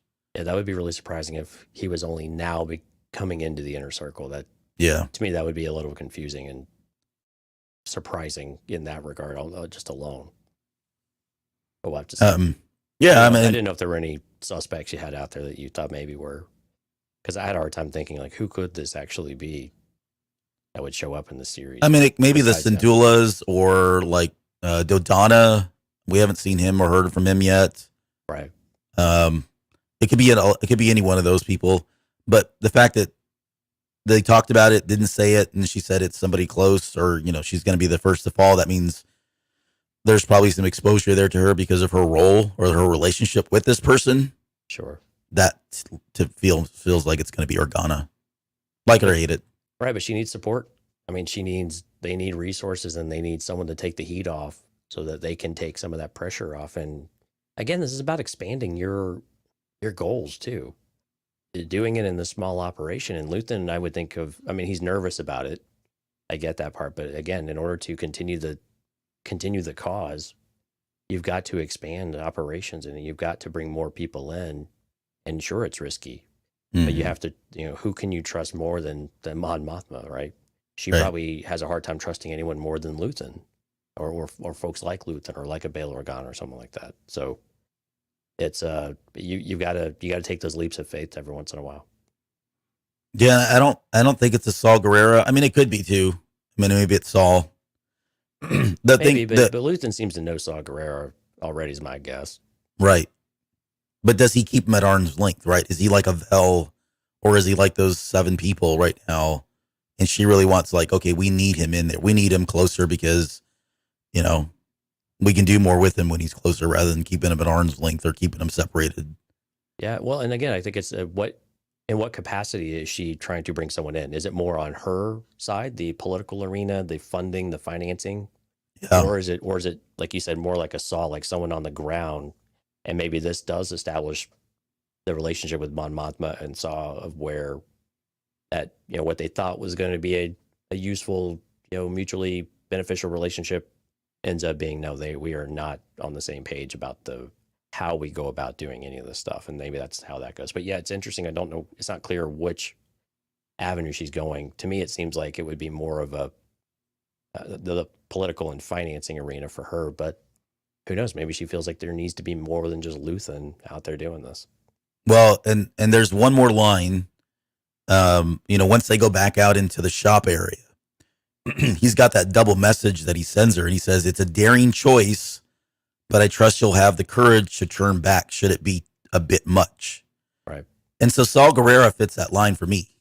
Yeah. Because to bring him into the inner circle means that he's gonna, he's got his reputation. They know what they're getting with Saul Guerrera. And so if things get hairy and he starts jeopardizing that inner circle because he's out there being sloppy or going to extremes or whatever, he's saying, look, you need to get rid of him. You need to ditch him. And I think it would be interesting also because in Rogue One, when they bring up Saw Gerrera, when Cassian's there and they're talking about Saw Gerrera, Mon Mothma gives a look over. I forget who it was. She's looking at someone when they mention his name, and then she talks about him being an extremist, but they had to cut ties with him. Right. And so it would play into this line of like, okay, I brought him in, and then she does show the courage a little bit later to get rid of him because he's too much of a wild card and too much of a maverick, I guess. So Sorry. What do you think? Yeah, no, you're fine, man. So where do you think as she leaves, she gets the on loan artifact. They've had their meeting. She takes off. Where do you think the next step is for Luthen? Because we don't come back to Luthen at all. Him and Clea kind of go in the back and presumably start doing, making the plans for what's next. So what do you think is next for him? Do you think it is going out and pursuing like a Saw Gerrera? Do you think that's what's next on his agenda, or is it to go back and support Vel and Andor and all of them several days later? Like which path do you think is next for him, or is he hanging tight and he's sitting there in Coruscant for a while, making sure he's present? My headcanon is he's got other groups. Like, it's not just these guys, right? He's probably going to go check in on some of the other initiatives. He'll probably bounce for this next episode. I don't unless we it's 3 episodes in this arc, right? So he'll probably come back in the third one if it's an arc. But I feel like he'd probably come back in the 3rd episode of this arc, right? So this next episode, wouldn't expect to see him. He comes back a little bit later and rescues them or helps them in some way at the last minute kind of thing or whatever. But I don't know that we'll see him much because now they've laid the lines. Now we've got to talk about Mon Mothma. I hope we get that dinner scene coming up. Oh, I hope so. I want to see Slime more. Yeah. Oh my gosh. That dinner scene is going to be like off the chain. Yeah. And Slime Moore is force sensitive too, which is what makes her character very interesting. And I think some of it with Mon Mothma's husband, like that, it's really unclear whose side he's really on. They seem to have a very contentious relationship, but he's kind of touting as like, oh, we're all old college buddies, basically. But it's clear though what it means to her, and I was really, I know we've kind of skipped a little bit here, but it was really powerful. And these are the people stopping me at every turn when I try to do something good. They just cut off all these shipping lanes. So many people are going to starve just because they want to be cruel or they want to prove a point against me and do everything they can against whatever we're trying to fight for, whatever we're trying to put forth. That's really just for the good of the galaxy, good of the Republic, if you will. Yeah. And so it was really cool to see that impassioned speech. And she's like, just don't do this ever again. I was like, whoa. Mm-hmm. All right, well, there's actually a lot. Who's in charge? Well, when we get to that scene, I'll talk about the line that stood out for me. There was something she said that really resonated with me. But where I was going was they've got to tell this. Hopefully they tell that dinner scene. We've got the Karn story that they've got to pick up. Yeah. Potentially a flashback story of some sort we've got to pick up. We've got to go back to the garrison planning and invasion, right? So there's a lot going on. Where does Luthen fit in that? I don't know. I think he just takes a backseat for a little bit so we can get to some of the other stuff. Yeah, because I think it's going to take us the next 2 episodes to resolve the garrison siege. Yeah. There's a lot of things leading up to it, and we know that the escape route and all of that. So I imagine that's going to take place over the next couple of episodes. Yep. Okay, so quickly on the Easter eggs, all that stuff. I had called it Luthen's Magical Shop of Wonders because he's just got all this stuff in there. We've already kind of talked about why does the Empire allow him to have all this stuff. Any thoughts as to why, like, the holocrons stick out to me? Yeah, some of it might not be. Well, you kind of wonder if it's actually it doesn't work. That's what I was thinking. Yeah, and so some of it, but again, the weapon, what was that? That looked like one of the weapons from the Knights of Ren, didn't it? Oh yeah. One of the guys carries something very similar, but he said it was like what was it? No, it was what do you call them? Oh my God, I'm drawing a blank on the name now. Excuse me. I can't remember what they all were, but somebody will throw it in the chat here in a second. It was on the stinking Clone Wars at Arcs. They did several of them on them. Anyways, I think the Sith Stalker armor is another one that I felt like. Yeah. I don't see why Palpatine wouldn't have snatched that thing up already. Oh, there you go. The Utapowan battle. That's it. Utapowan. There was the Twi'lek, the Kalikori, the Wookiee helmet, the Wookiee instrument, the Mando armor, the Mandalorian armor. It's not Mando armor. It's Mandalorian armor. A lot of them wore that stuff. I know I didn't catch this. I saw it somewhere else, but like somebody had posted a picture on Twitter of the Indy's whip frozen in carbonite. And the stones from Temple of Doom. Mm-hmm. Right, those were in the background. There was the Gungan shield. There was the Keldor mask that you could barely see, but it's in that episode as well. But all this stuff is really fun, and I love that they put them in there. But it wasn't like, I mean, it makes sense. Like, it just made sense that these things would be there. Right. And again, it's just kind of a cornucopia. It's just a visual, fun, where's Waldo type of experiment. Yeah. There might be other ones. I might have missed some stuff on there. Mm-hmm. Oh, wait, no. I was going to ask you, what was your favorite? Because my favorite was the one I didn't even freaking mention, which is the Mortis tablet. The tablets for the family, right? We saw that in Star Wars Rebels. But seeing that, like, again, that's another piece that I'm like, okay, they're fun things in there. I'm not going to put too much weight in the fact that they're in there, because at the end of the day, I just don't see how Palpatine of the Empire would allow him to have that as well. Like, there's history there. These are relics in terms of, as far as I'm concerned. But the point is, he's got all of these things. They sell for tons of money. They're worth a lot to different people, right? Especially something like Beskar. We know what the value of that is now, and how rare that is at this point. So this is where he's getting a lot of his money and funding from. Exactly. And again, it's a legitimate storefront business. And so that he would have rare artifacts now. Some of them are just fun things, and we shouldn't put too much weight into it. And I didn't really spend a whole lot of time looking at it, because I know I'd go down that rabbit hole. And so I just saved myself the trouble. And when I came here, I was like, okay, Albert will fill me in on all the things I need to know about what I didn't catch. And then I'll go watch some other YouTube video where they actually break everything down after we've had this show. So I'm not tempted to go and waste all of our time by doing 45 minutes of artifacts. I haven't been feeling the best, so I haven't really gone out and looked. Those are the stuff that I saw that people posted on Twitter, or I saw myself. So there's probably more. I just don't know what they are. Right. Okay. Let's talk about Lieutenant Gorn just quickly. He's the guy. Now, does he work for the Empire, do you think, or is he somebody who's an undercover Manchurian candidate kind of person? I think he's a turncoat. I think he was with the Empire and then left him, because he's been stationed there for 7 years. True. Yeah. And so that if you've been there that long, it seems like he probably came there under the pretense of serving the Empire, and things have over time just maybe degraded, which is a similar story for a lot of people. But so that's kind of how I took that one. I took that one a bit more at face value rather than being an undercover agent, because I don't know, slipping into the Empire at a lieutenant level or at an officer type of level seems more difficult.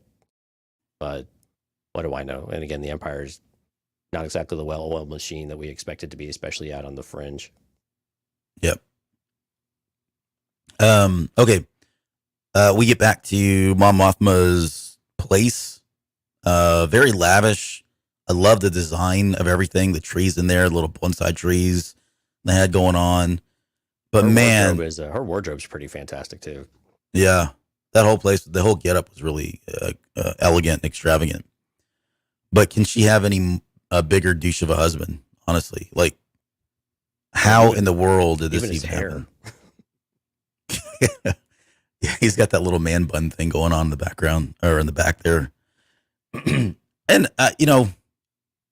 there's probably some sad story about they used to be fun and they used to love each other, and life happened and things got in the way, and he became the husband of a powerful senator and all the fame that goes with it, and just went his own way and dove into his own selfish things that he never had. Right? I mean, there's a whole story there, sure. Unfortunately, which I thought was fascinating, but really it's really scary too, because she probably has to look at him as one of her biggest every moment type of risks. So not only when you go to work do you have everybody feeling like you're watching her, now when she goes home, he's connected to all of these people and he's inviting them into her home, and that these are the people she knows are out to get her, and so they're exploiting that relationship, whether he is doing it willfully or not, or knowingly or not, doesn't matter. But she just feels like, again, under siege, literally in every aspect of her life, even her personal life. She can't even go to bed without feeling like she's being watched.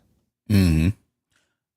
There's so many things in this dialogue that are really cool, that kind of speak to the relationship, because he's like, hey, I told you about this. We talked about it. Yeah. I put it on the calendar. I put it in your diary.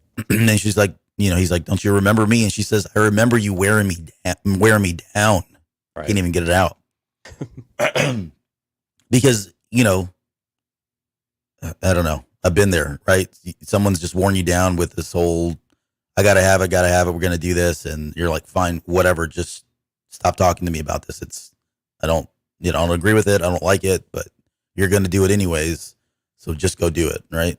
Wearing her down to that point. But of course didn't give her the details about who he wanted to invite. We're just having some old college buddies over for a few beers, a few drinks. Yeah, he called his regimental mate. So I wonder if this guy actually was in the military. What was he in the military? If that was the case, I don't know. But I also think the Empire knows he has that relationship, right? They've exploited that. If the spies are everywhere, then they're planning people and saying, hey, go meet up with this guy, right? If they can get in with her husband, then that's just one more person they're close to, another set of people that have eyes and ears and connections to Mon Mothma. So it just becomes harder and harder to do, work on all the other stuff. Right. We talked about Ars Angor. He was in the Tarkin novel. I don't remember much about him, honestly.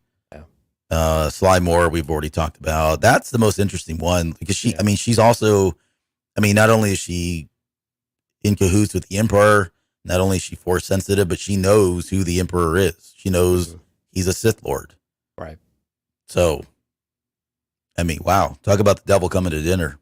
Yeah, exactly.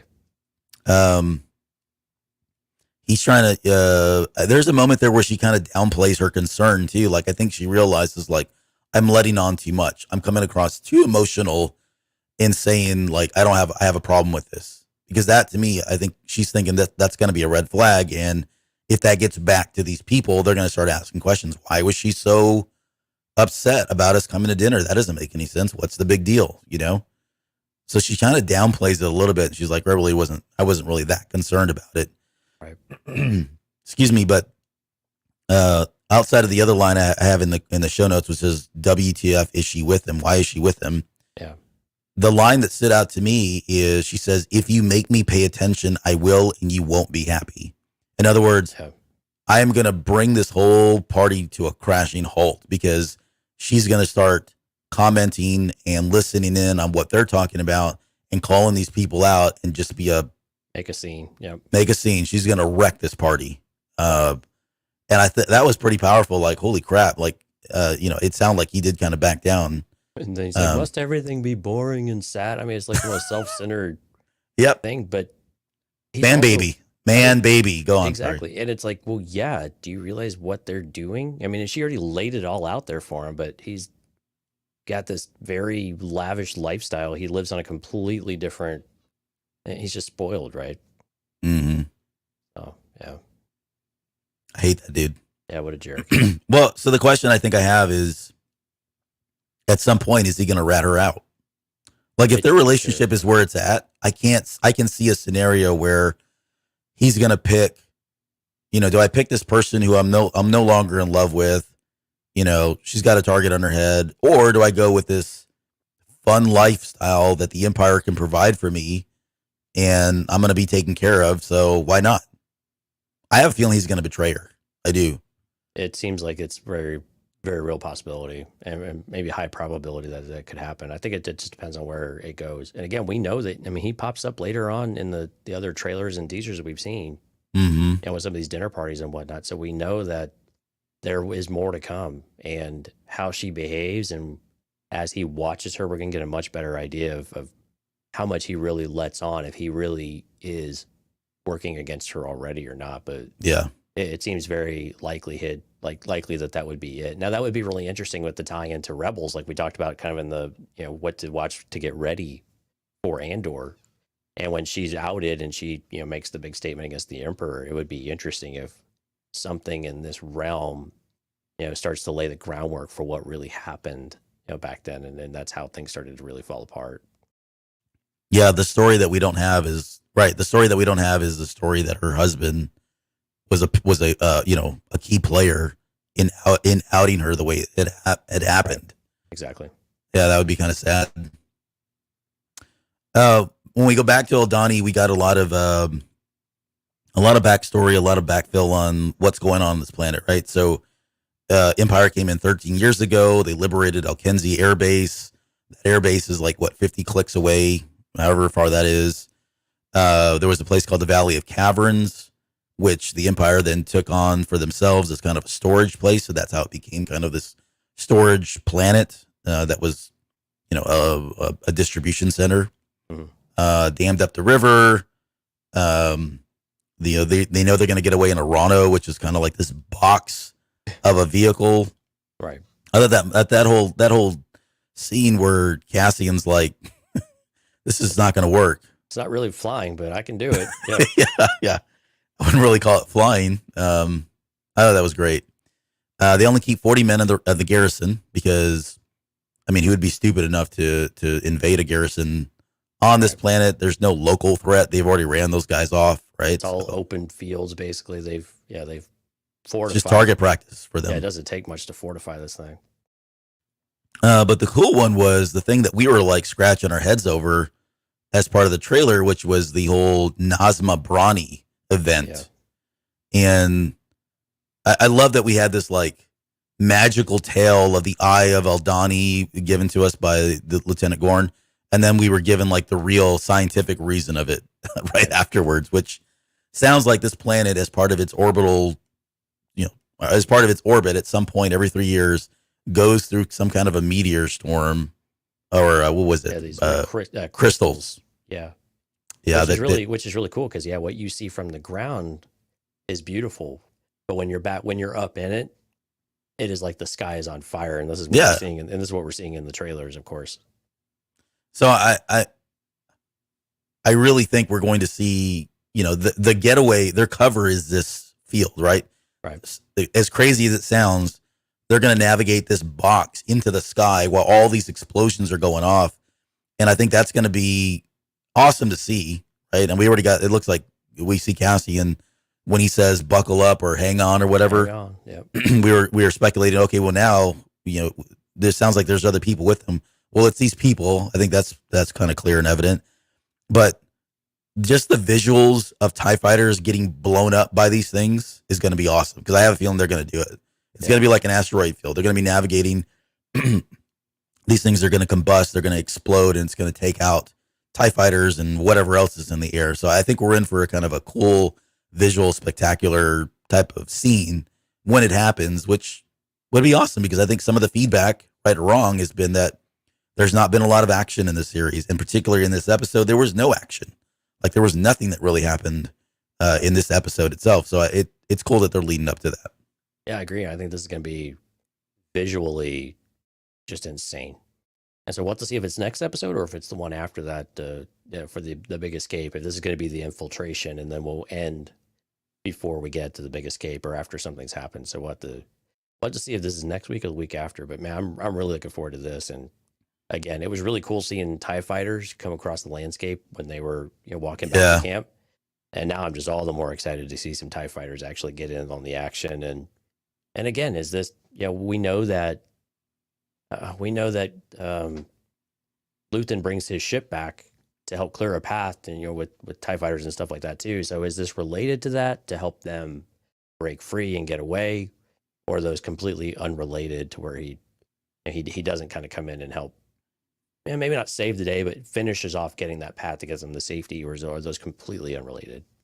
So we'll have to see exactly how that comes to pass. But I like the lore of this. This is just really cool of where it came back to. And again, the sadness of, it used to be, tens of thousands or whatever it was. And now it's a bit sad, I think is what Gore says, or Guard. What's his name? Yeah. Lieutenant Gorn, right? So, yeah. But yeah. So well, it'd be interesting to see how this part plays out. Now you got me thinking about that. Like if the ISB showed up with an Imperial Star Destroyer right outside orbit as this was going on, and Luthen, to tie those scenes together, right? I think you're making a good point. So Luthen would be somebody who helps him turn the tide, right? At least just get away where they wouldn't have had a chance had he not been there. Right. But that would then mean that he'd be exposed. There's a whole rabbit trail there. Yeah. Well, this next episode, that means that Deidre would have to go to Karn, and there would have to be something that we're not thinking of. Yeah, what would lead them to this backwater planet? To Andor, right, of that planet. Yeah, and that because no one knows a lot. That seems like a lot to get there. No, but I like the idea. I like thinking about like how that would happen. I don't know. I got to think about that because nobody knows that Luthen took Andor, right? He didn't mention it to anybody except Bix. Yeah, but she was safe.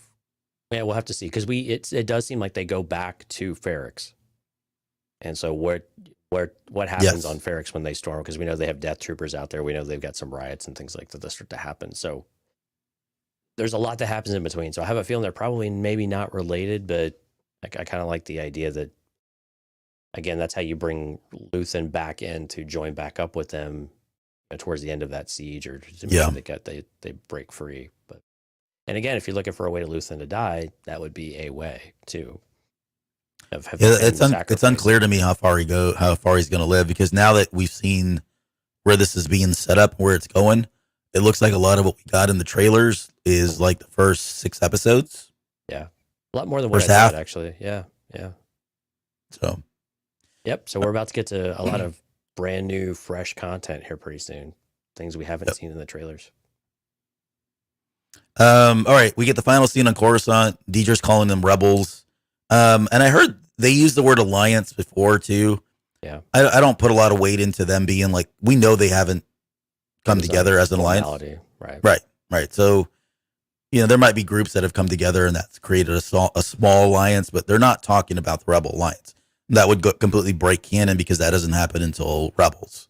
4 more years from now, 5 more years from now, whenever that is. Mm-hmm. We talked about the pattern that she's seeing. She's being denied.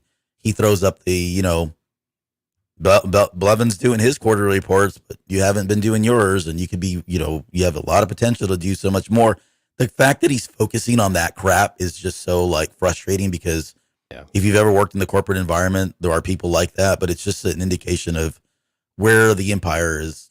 As powerful as they are, they're so tied up in their own bureaucracy and arrogance that this is why they failed, Right. He does give her compliments, though, on how many people that she's thrown in jail. Yeah, right. They have a quota apparently for how many people they lock up, which is interesting. Well, but again, is that setting up maybe Andor doesn't make it off the planet. He is captured, and that's how we get him back to Coruscant, or wherever these clean rooms are that we see him, staging an escape type of thing with. I mean, it would make a lot of sense, and that's maybe how, maybe that's how Deidre starts to get over, just kind of right place, right time type of thing too, of where they become aware of each other, or even with what's his name, Mr. McHappy that was trying to chase him before on Ferrix. Mr. Happy. I forgot his name. Karn Mosk. Karn. Yeah, Karn. Yeah. So maybe that's where that comes around. But anyway, so we'll have to see how that all fits together here pretty soon. But it was interesting, that they have lockup quotas. Only the Empire has lockup quotas. Yeah. Well, to me, it's just another indicator of you're focusing on the wrong things. Yeah. I mean, that looks all great on paper, and Well, but it does speak to the Major's idea of routing out not the symptoms, but trying to identify the actual health problem. True. Just lock them all up. Yeah, you find who you think it is, you take them off the board, right? And however that is, and you keep squeezing, and if you don't get to the right person, you keep squeezing until you get to the right source, so you actually find where the disease is at, and then then they're the cure, right? So right, and that doesn't happen in the real world here, Russia, but it does. But it does. Okay, the final scene is kind of where it all ends. I mean, there's not a whole lot here. I love the fact that he's like, "Can I eat my food?" They're all just watching him all the time. Yeah, he's like. But then Cassian's kind of a jerk face though too. I'm sorry, Clem. Clem's kind of a jerk too. He's like, he just always he has a problem with all of them, and so when they stare at him, but then they gave him a lot of homework. I mean, they gave him a lot of stuff. Here, we need you to go learn a language. We need you to do the research. We need you to here's the plans. Here's the maps. You got all this tonight, but I guess you can check your bandage and eat some food and then get to work. Mm-hmm. Yep. They're all staring. I'm like, hurry up, dude. You got. Yeah. If you sleep, you sleep. Otherwise, you sleep when you're dead. So, are they leaving in the morning? Is that when this whole thing starts? Like they keep saying 3 days, but yeah, it seems like they have this. So why? Day, but maybe they're going to start running drills or something like that. Okay. Yeah. No, you're right. Trying to get him up to speed really quickly. Okay, that makes sense. And because that seems to be the major rub with all these folks is we're 3 days out, and now we're bringing someone else in that we have to get up to speed, get them trained up. Everything that we've been doing, is it even the same, or do we have to change things now? Everything feels off. And this is the concern she had. She was telling to Luthen is that this is going to tear the team apart because it's kind of shown that strain, but it does seem like they all still want to be there and they all trust Vel, even if it's a bit strained and tough right now. Yep. Yeah, and the stages of teen development. You bring in another person, you start all over again. So. Yep, you do. But overall, man, again, this is a really great episode. We heard a lot of great things about episode 4 being this is a huge payoff. It's a really big thing. This was not what I expected. When I hear those comments, I had a very different, formula planning. Whatever was popping in my head was not this, but I loved this. And what we got here, I thought was fantastic. It was really gripping and engaging. And it was so good. And like you said before, there was no action really whatsoever in it. It was just good storytelling, good character development. The pacing was still, while slow, I liked the pacing. The pacing is working for this show and for what we need it to be. And you're not getting bored as you watch it. You're still very engaged throughout too. I mean, that's just a testament to the writing and the acting, I think. Yeah, and not to plug the episode, but Sunday night, we didn't talk about this. You want me to plug it for you? Yeah, I'm done. Yeah, I know. So Sunday, so we apologize we weren't able to do Tuesday with the State of Star Wars, but we are going to do it on Sunday, and we are actually going to have a special guest. So Albert is going to be joined by Gus from Triad of the Force. So our great friends over there. Gus has been generous. Albert's been on the Triad of the Force show. We wanted to have Gus come over there and spend some time with us too. So Albert and Gus are going to talk through Star Wars, and that's going to be on Sunday night. We've already got it scheduled up on the website, cantinacast.com, as well as it's on the YouTube. So please go check it out. All the social media stuff will come out this weekend starting Saturday, so you won't be able to miss it. We've got links in there for everything, so you can go out there and check it out. It is a Patreon episode, but the live stream is open for everybody. So 9 o'clock on Sunday evening, that's the Central Times. And you won't want to miss that. And if there's anything you want to tout specifically about what you guys are going to talk about, I know you've got a whole slate of things that are interesting to you that you'd like to go through, but have you guys focused a little bit more on what you're hoping to get out of that one? Nope, I cover it all. Nice. But no, the reason I brought her up was because the idea, we're going to talk a lot about Andor, and we're going to talk a lot about, I think the first couple questions I have in there are like, what, who is Star Wars for?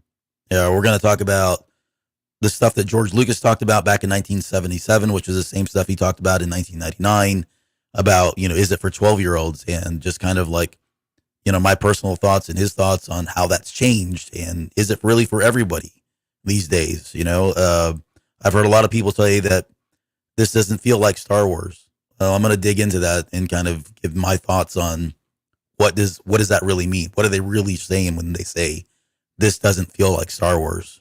So those are kind of the topics, and we're going to get into like novelization, like anything published. We're going to talk about books, movies, video games, just run through it. Now, some of these will probably spend more time than others. Sure. But yeah, it'll be a lot of fun to kind of, get my current read of Star Wars. Exactly. And if y'all aren't familiar with Triad of the Force, Gus, man, super awesome guy, really engaging guy to talk to. He's from Puerto Rico, and so he has a very different perspective than what we do. So it's fantastic to get that different voice on here as well. So I think you're all really going to enjoy that one. So I highly encourage you to check that one out on Sunday.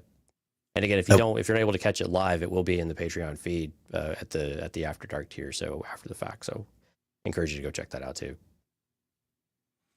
Okay. Patreon. Yeah, right. I think we covered everything. I think the only so we got that on Sunday. We're still trying to figure out what we're going to do on Tuesday. If we're going to do a deeper dive, or depending on how Albert's feeling, we might just come back on Thursday. So we'll play that one a little bit by ear here, but you will be back next Thursday to break down episode 5 of Andor and see where this tale takes us. Yep. All right. Anything else before we get out of here? I think that's it, my friend. You want to do shout outs? Oh, yes. Let's do shout outs. Again, a huge thank you to all of our Patreon members. As usual, we appreciate all your support. And in the chat tonight, again, we had a really great crowd. Steph, Dale, Jonathan, Rob, Kathy, Sky, Dante, Eugene, Lauren, Brian Rodenbaugh, Risk, Dante, Hard Countered. If I missed anyone, my sincerest apologies. We've had people lurking in the background as well. So thank you everyone for showing up and for all the discussion in the chat. We had a really great discussion. We didn't highlight as much of it because we're a little out of sorts today. I apologize for the late start, but really appreciate everyone coming out. And we hope if you are listening, you'll come out and visit us, cantinacast.com/YouTube, and participate in the live stream and some live chat back and forth. And we like to highlight your comments whenever we can. Yep. Okay. Bye. We'll see you in a couple days.